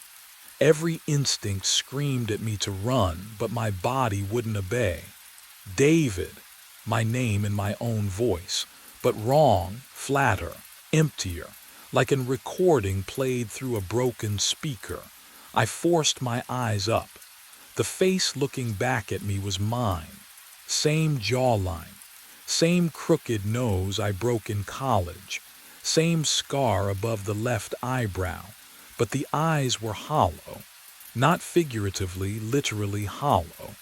sunken deep into gray skin that looked waxy and cold, the texture of something that had been dead for days. His lips were bloodless. When he smiled, I saw my own teeth, but they looked too white against the corpse gray of his gums. "You kept the appointment," he said. His hand reached across the table. I watched my own fingers, long and thin, pianist's fingers my ex-wife used to call them, extend toward me. The nails were clean, no wedding ring, just like mine. But when his fingertips brushed the back of my hand, they were ice cold. Not cold like the coffee, cold like a body pulled from a freezer. "Now I can explain what happened 3 weeks ago," the other David said, his hollow eyes never blinking. "When I sat where you're sitting," he leaned forward, the smell of copper pennies intensified. Underneath it I caught something else, formaldehyde and rot. "You want to know how you die?" he whispered. "You already have. This is just the moment you realize it."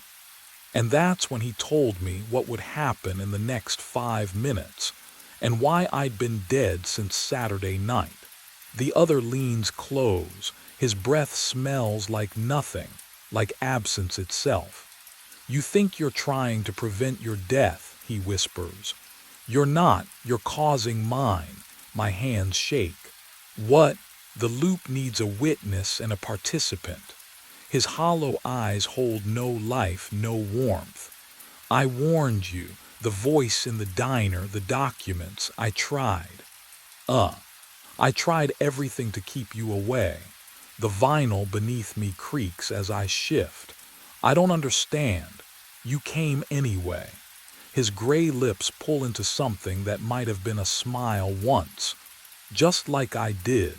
3 weeks from now you'll be sitting where I am, warning the next David, and he won't listen either. Can you imagine, knowing you're trapped, that every choice leads back here, but something in his words doesn't fit? If you're me, why do you look like? What happens when you exist outside your own timeline?" He stands slowly. The fluorescent lights buzz louder. "You decay." At 4:47 my chest tightens. A pressure builds behind my ribs, not pain. Recognition. The other walks toward the restroom. His footsteps echo wrong. Delayed by half a second, I follow, I have to. The narrow hallway, the flickering light. He stands before the mirror, and I see it then, only one reflection staring back. Mine. He turns, steps forward. His cold hand touches my chest, directly over my heart. "Thank you," he breathes. "Now I can rest." The pressure releases. I stumble backward. The hallway is empty. I'm alone.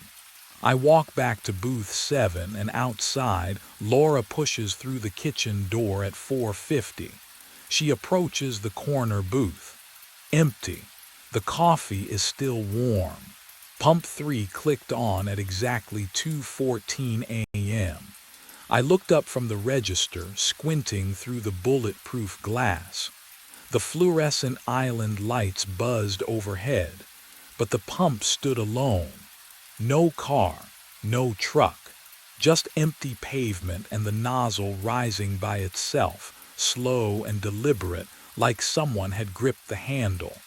The numbers started rolling. 0.01, 0.02, gallons climbing in perfect rhythm. I pressed my face closer to the window. The air outside shimmered near the pump, exhaust fumes, thick and wavering, catching the sickly yellow light. That acrid gasoline smell seeped through the door seals, burning the back of my throat. But there was nothing there. What would you do? Stay inside where it's safe or go look? I pushed through the door. The night air hit me first, cold, way too cold for August. My breath fogged. The pump kept dispensing, the mechanical click, click, click cutting through the silence like a heartbeat. I walked across the lot, gravel crunching under my boots, and stopped 3 feet from pump 3. The asphalt felt wrong. I crouched down, touched the pavement with my palm. Warm. Not just warm, hot, like something heavy had been sitting there, engine running, baking heat into the ground. The dark stain spread in 2 perfect rectangles. Tire marks. But what I felt next made my stomach drop. I reached for the nozzle. My fingers closed around the handle. Ice. Not cool metal. Ice.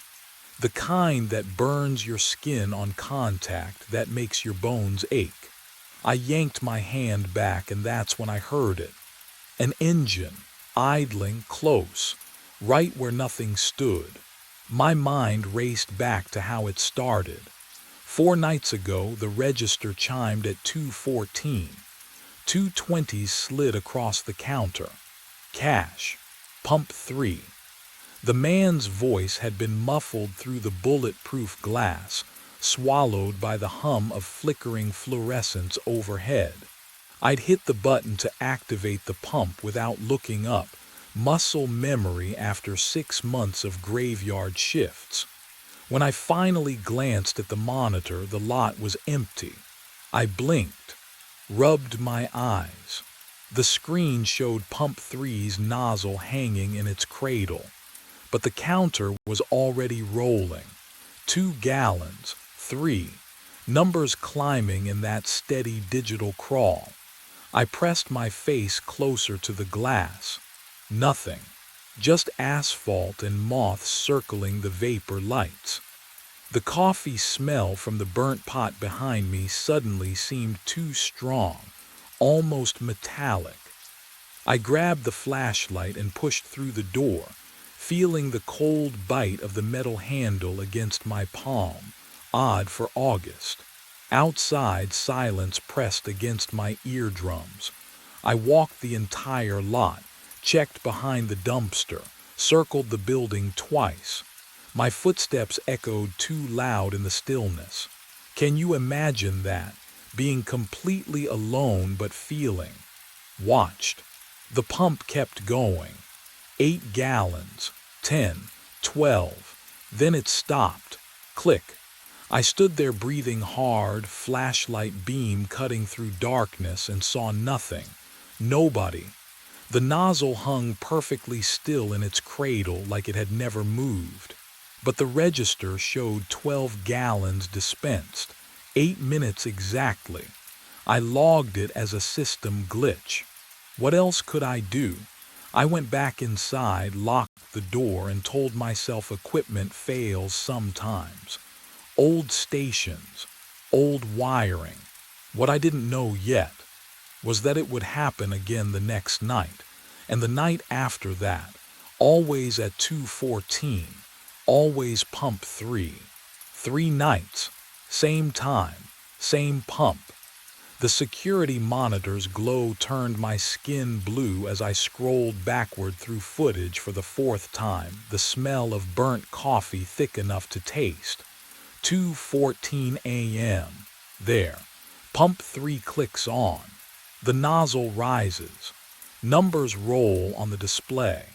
But the frame shows nothing except empty pavement slicked with dew and the faint shimmer of exhaust that shouldn't exist. I rewound again. The hum of the hard drive filled the cramped booth, rhythmic and hypnotic. My eyes burned. Sleep wasn't coming anyway. It never did anymore. What would you do if reality kept breaking in the exact same spot every night? I leaned closer, paused, the timestamp flickered, just for a frame, maybe 2. The numbers wavered like heat distortion, and beneath them I saw a truck. My finger slammed the pause button. There. A dark pickup F-Series, maybe 10 years old. A man's silhouette behind the wheel. The image quality looked wrong, grainy in a way our digital system shouldn't produce, like it had been copied from something older. But what I found in the metadata made my hands go cold. The recording date, August 14th, 6 years ago. I pulled out my phone with shaking hands, typed Highway 52 fatal crash into the search bar and watched the results load. The fluorescent lights above me flickered once, twice. A single article appeared from the local paper. Fatal single vehicle accident, 2 miles south. August 14th. Time of death, 2:22 a.m. 8 minutes after the pump activated. 8 minutes that stretched between whatever was happening outside. And the moment a man named Roy Tennant died on impact at Dead Man's Bend. And I suddenly understood that the impossible transaction wasn't ending at Pump 3. It was only just beginning there. I waited outside at 2:13 a.m. The asphalt still held the day's heat beneath my boots, but the air around Pump 3 felt different. Wrong. Colder than it should be in August. I stood 3 feet from the nozzle cradle, watching the digital display sit dark and dormant. My phone screen glowed 2:13 and 42 seconds. The nearest street light flickered once, twice, then steadied. Knowing Roy Tennant died 6 years ago changed nothing about what happened here every night. The pump would activate. The numbers would roll. And I'd proven something was there. Something that left warm tire impressions and made exhaust fumes shimmer in empty air. But knowing it wasn't a glitch made standing here feel different. My heartbeat pulsed in my throat. The pines beyond the lot whispered though the air had gone completely still. Can you imagine waiting for a ghost? For something you can't see but know is coming? 2:14 a.m. The pump clicked on with that familiar mechanical snap. Numbers appeared on the display. 0.0. The nozzle lifted from its cradle, smooth, deliberate, and angled toward pavement as if gripped by invisible hands. I stepped forward. The temperature dropped so fast my skin prickled. The smell of gasoline flooded my nose, but sweeter somehow, like it had been mixed with something floral and rotting. I reached toward where the nozzle hung suspended in midair, my fingers trembling. Contact. Oh, it wasn't metal I touched. Resistance pushed back against my palm, soft, yielding like pressing into cold gelatin. The texture felt organic. Wrong. I pushed harder and felt the shape of fingers wrapped around the pump handle, their grip solid but distant, separated from mine by something thicker than air but thinner than glass. The pump stopped. Numbers froze at 0.3 gallons. My breath fogged in front of my face despite the summer heat, and I realized with creeping certainty that whatever was here hadn't left. It had simply stopped moving. The silence pressed against my eardrums. The pines had gone completely quiet. Even the distant hum of the refrigeration unit inside the station had ceased. And that's when I felt it. The unmistakable weight of being watched. The scorch marks appeared overnight. I stepped outside at sunset to check the lot, and there they were. Black streaks radiating from Pump 3 like something had burned from the inside out. The asphalt hadn't melted. It had charred. The pattern was wrong, too deliberate. 5 lines, each about a foot long, arranged like fingers clawing outward. The smell hit me when I crouched down. Burnt rubber, yes, but underneath something sharper, metallic. Like ozone after lightning strikes too close. I touched the nearest mark. Cold. Can you imagine finding that? proof that whatever I'd felt the night before had left something behind. But that wasn't the worst of it. I went back inside and tried to focus on inventory. Tried to pretend the marks were tire skids or oil stains. The fluorescent lights buzzed overhead, their rhythm slightly off. I kept glancing at the clock. 2:09, 2:10, 2:11. At 2:14 exactly, the register drawer opened. No warning click, no mechanical whir, just slid out smooth and silent like someone had pressed the release. Two $20 bills lifted from inside, lifted, I swear, and drifted onto the counter. I didn't move. Couldn't. Then I heard it. Boots. Heavy soles on pavement outside, moving slow and deliberate toward the door. But when I looked through the bulletproof glass, the lot was empty. The sound kept coming. Closer, heel, toe, the security monitor flickered. What I saw next made my blood freeze. A shadowed figure filled the screen, tall, broad shoulders, moving toward the door with the same measured steps I'd been hearing. The timestamp read 2:14 a.m., present time, but the angle was wrong.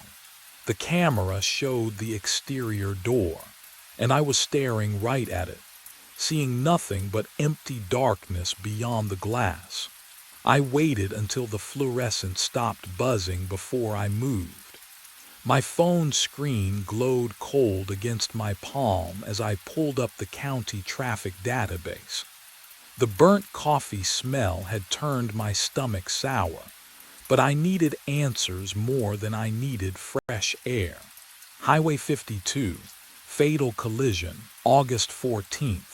6 years back, the search loaded slow, pixel by pixel, and there it was, Roy Tennant, age 41, truck driver out of Millbrook.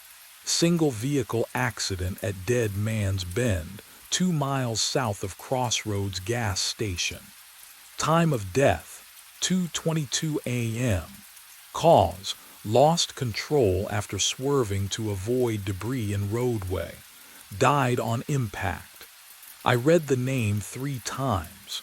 Roy, the invisible customer at Pump 3, had a name now, had a life, had an ending. But something about the report felt incomplete. I clicked through to the supplemental files. There was a photo, grainy, pixelated, taken by the state trooper at the scene. The guardrail bent inward like a broken rib. Glass scattered across asphalt that looked wet under the camera flash. And in the ditch, I didn't look too close at that part. The next document made my breath catch. Emergency contact, Alina Tennant, wife. The address listed was 18 miles north of the station, 18 miles past where Roy had stopped for gas, which meant he was heading home, heading to her. And then I saw the annotation at the bottom of the report, handwritten in blue ink. Victim, unaware spouse deceased at time of collision. Alina Tennant, age 39, pronounced dead at Mercy Hospice at 12:09 a.m. same date. 2 hours.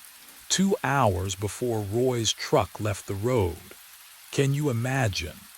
Rushing home through the night, stopping for gas because you're running on fumes, every second feeling like theft because she's waiting and you promised you'd be there.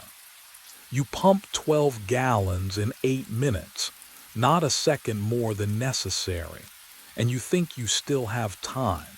But you don't. She's already gone, and you'll never know. Because in 8 minutes you'll hit that curve going 70 and the last thought in your head will be her name. I set the phone down. My hand was shaking.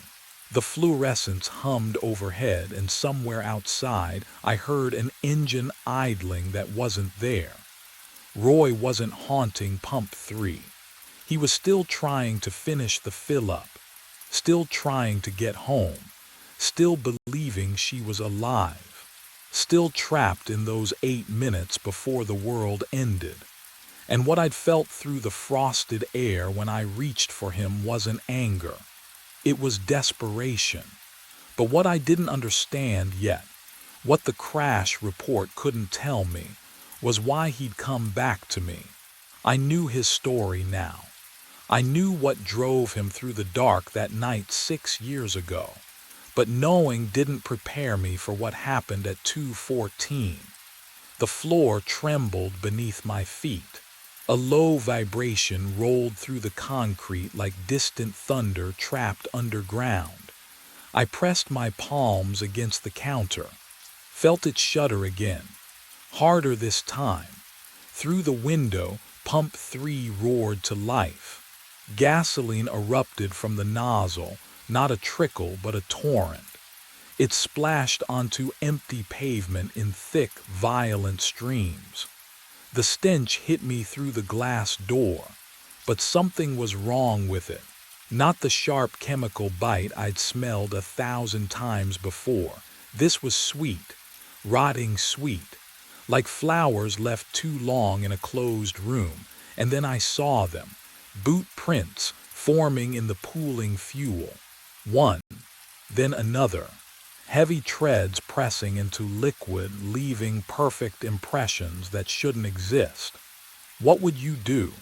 Would you stay inside where the glass feels safe, or step out to face what's making those prints?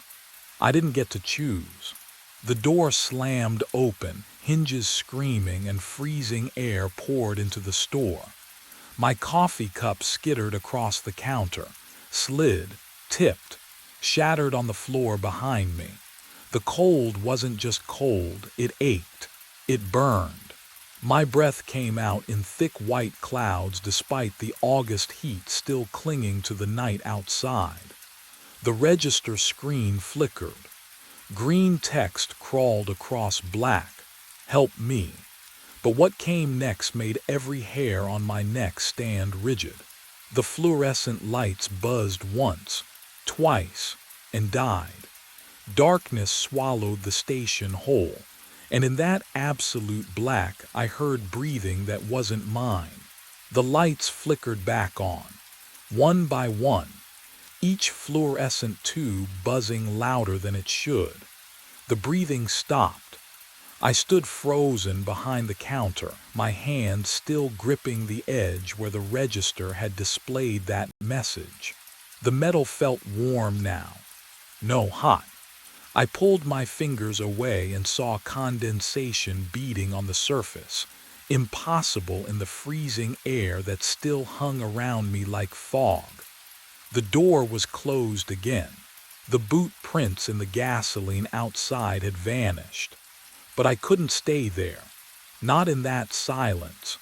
Not with the smell of something floral and wrong mixing with diesel fumes. I needed to understand what Roy Tennant wanted, what he'd been trying to tell me for 6 nights straight. The lost and found box sat in the back storage room, untouched for years. Carl never threw anything away, just shoved it all into a plastic tub behind the mop bucket. I'd walked past it 100 times without looking twice. Now I dragged it into the flickering light and pried off the dusty lid. Sunglasses, a child's toy truck, somebody's work glove stiff with age, and beneath those, a photograph. The edges were warped, water damaged maybe, but the image was clear enough. A man and woman stood in front of this very station. The neon sign glowed behind them, brighter than, newer. She was laughing, her head tilted against his shoulder. He looked at her like she was the only thing in the world worth seeing. I recognized his face from the crash report photo. Roy Tennant. Younger, alive. The back of the photo had a date scrawled in blue ink, August 10th. 6 years ago, 4 days before he died. What you're holding. Can you imagine keeping that moment in your pocket while everything fell apart? But the real discovery came when I turned the photo over again and noticed something in the background. Roy's truck, parked at pump 3, and in the truck bed, barely visible, a cardboard box. I squinted. The photo was small, grainy, but I could make out text on the side, Mercy General Pharmacy. My stomach dropped. I pulled up the crash report on my phone again, scrolling past the details I'd memorized. Cause of accident, swerving to avoid debris. Time of death, 2:22 a.m. And then, a note I'd skimmed before. Personal effects recovered from vehicle, clothing, wallet, medication bottles expired. Medication bottles. He wasn't just coming home. He was bringing something to her, something she needed. And he'd stopped here at 2:14 a.m., 8 minutes before the crash, to fill up so he wouldn't have to stop again, so he could get to her faster. I pressed my palms against my eyes. The fluorescence hummed overhead. My breath came shallow. Roy didn't know she was already gone. He died thinking he still had time. And now he was trapped in those 8 minutes, forever filling the tank, forever thinking he could still save her. I lowered my hands. And that's when I saw it. The security monitor flickering again. The timestamp read 2:14 a.m., but the date was wrong, 6 years in the future. And the figure on the screen standing at pump 3 wasn't Roy, it was me. I spent 3 hours writing the note. My hand cramped around the pen as I tried to explain what I'd learned. That Alina died at midnight, that Roy never made it home, that 6 years had dissolved into 8 minutes on repeat. The words looked absurd under the fluorescent lights, but I folded the paper anyway and tucked it into my jacket pocket beside the photograph. The clock above the register ticked toward 2 in the morning. I grabbed the photo and stepped outside. The air pressed against my skin, thick and waiting. Pump 3 stood silent under the flickering neon, its shadow stretching toward the tree line. I positioned myself beside it, boots scraping on asphalt still stained darker than the rest of the lot. 2:13. My breath clouded despite the summer humidity. The temperature had dropped 10 degrees in the last minute. I could feel the cold seeping through my shirt, raising goosebumps along my arms. 2:14. The pump clicked on. Can you imagine standing beside something you can't see but know is there? The nozzle lifted by itself, angling toward empty space. Numbers began rolling on the display. I heard the fuel flowing through invisible chambers, smelled gasoline sharp and chemical in the night air.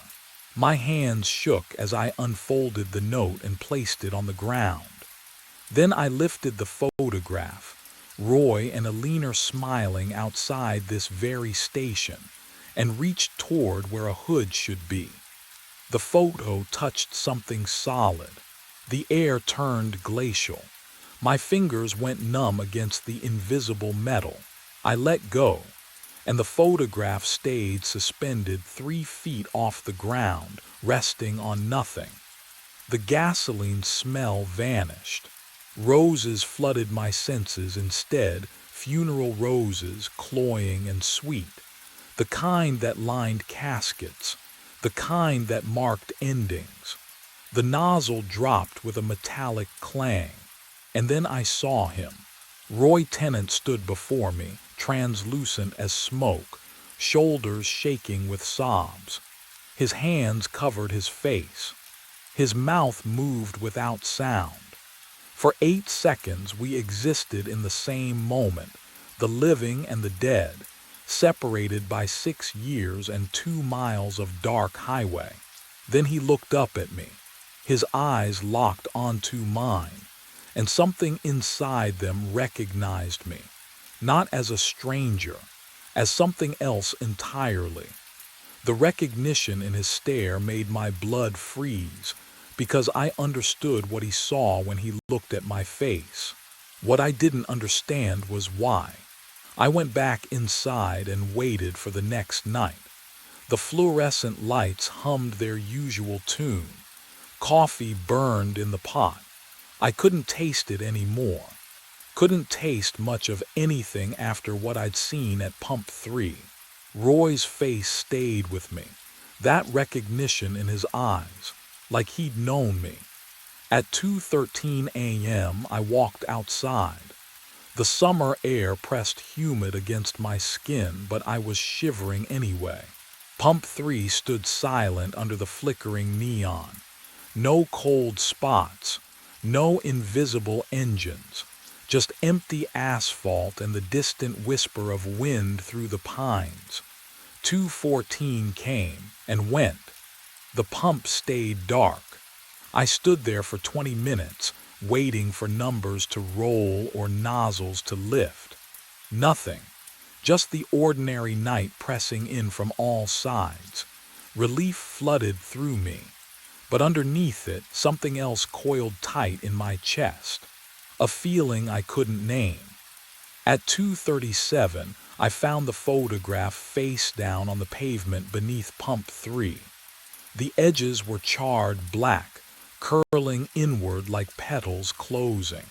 The center remained intact, Roy and Alina frozen in that moment of joy, her hand on his chest, his eyes only for her. The burned parts crumbled to ash between my fingers, gritty and cold. It worked. Whatever I'd done, it worked. Roy was gone. 3 weeks passed. The nights blurred together, one shift bleeding into the next. Carl never asked why I looked so tired. I stopped logging the incident reports.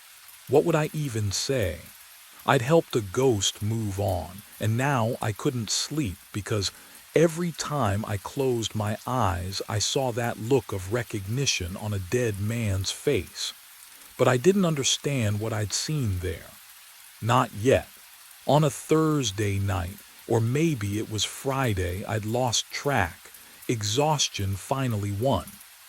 I slumped forward at the counter around midnight, my head resting on folded arms, just for a minute, just to rest my eyes. I woke to the mechanical click of Pump 3 activating. My neck ached. The fluorescent lights seemed dimmer. I blinked at the clock, 2:14 a.m. No, not again. That couldn't be right. I turned toward the security monitor, my hands already cold, breath fogging despite the summer heat that should have been. The screen showed Pump 3. A figure stood there, one hand on the nozzle. The timestamp glowed in the corner. August 14th, 6 years from now. The figure turned toward the camera. I was looking at my own face. My legs gave out. I gripped the counter, staring at myself on that grainy monitor. Same jacket, same hollow eyes. The future version of me stood at Pump 3, filling a tank I couldn't see, trapped in a loop I'd inherited the moment I'd touched Roy's world. The moment he'd recognized me. Because he'd seen me before, 6 years before, standing exactly where he'd stood. The pump clicked off. On screen, I watched myself look directly at the camera. My future self mouthed 2 words, "Help me." The monitor went black. Outside, Pump 3 fell silent. But I knew it would activate again tomorrow night. And the night after. And every night for 6 years until some other fool